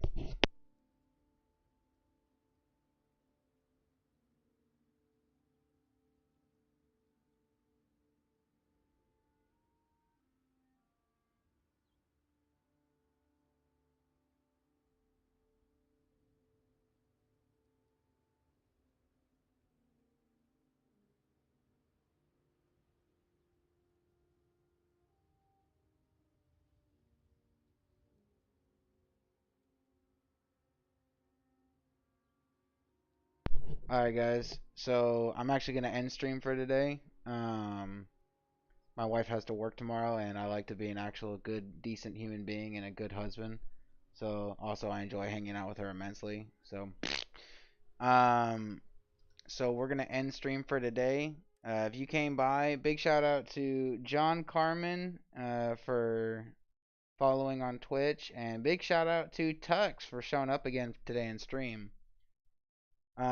Just a reminder, we've got a Discord now. We've got a couple people in there. By a couple, I literally mean 2, not including myself. We've got my Patreon. We can check real quick to see if anybody subbed. Alright, and then no new updates. So just a reminder, if you do the $5 tier, you'll get a special shout out. And I am taking suggestions on what each tier should include. So like $1 tier is just helping out. I might do shout outs for the $1 tier, and then $5 tier we might do something a bit more special. But for now, $5 gets shout out at the end of every stream. Maybe we'll do like special $5 chat in the fucking Discord. But yeah, if you're seeing this on Twitch, or if you're seeing this on YouTube, or you're seeing this on Kick, if you could do me a favor and follow on those other platforms, just so I can see which platform is doing the best. Follow my Twitter if you want to just see me fuck with random people on Twitter, or just debate random people. Join Patreon if you want to help out. Don't bother subbing or super chatting, whatever the fuck it is, or whatever Kick's version of those two things are. I'd really much prefer y'all help out through Patreon, just because that money, I think like 80 to 90% of that goes to me, and then if I get banned from any of these platforms, I don't have to worry about my revenue stream getting cut. But again, big massive thank you to the people that came out to watch today. You know, X Drew Love, John, Tux, big appreciate y'all coming out. Archb Chloe 22, fuck you. I know you're a scammer. I'm super glad Kick made it easy to ban you. But yeah, hope to see you all again tomorrow, which I will be streaming at around 7 or 8. I forgot I had a doctor's appointment today, so we started a bit late today. So this would have been like a 6-hour stream, but you know, shit gets in the way. But yeah, thank you all for coming by. I'm gonna end stream, update the descriptions and the channel stuff for each platform, and then I'm gonna go get some Chinese food because Chinese food is the fucking bomb.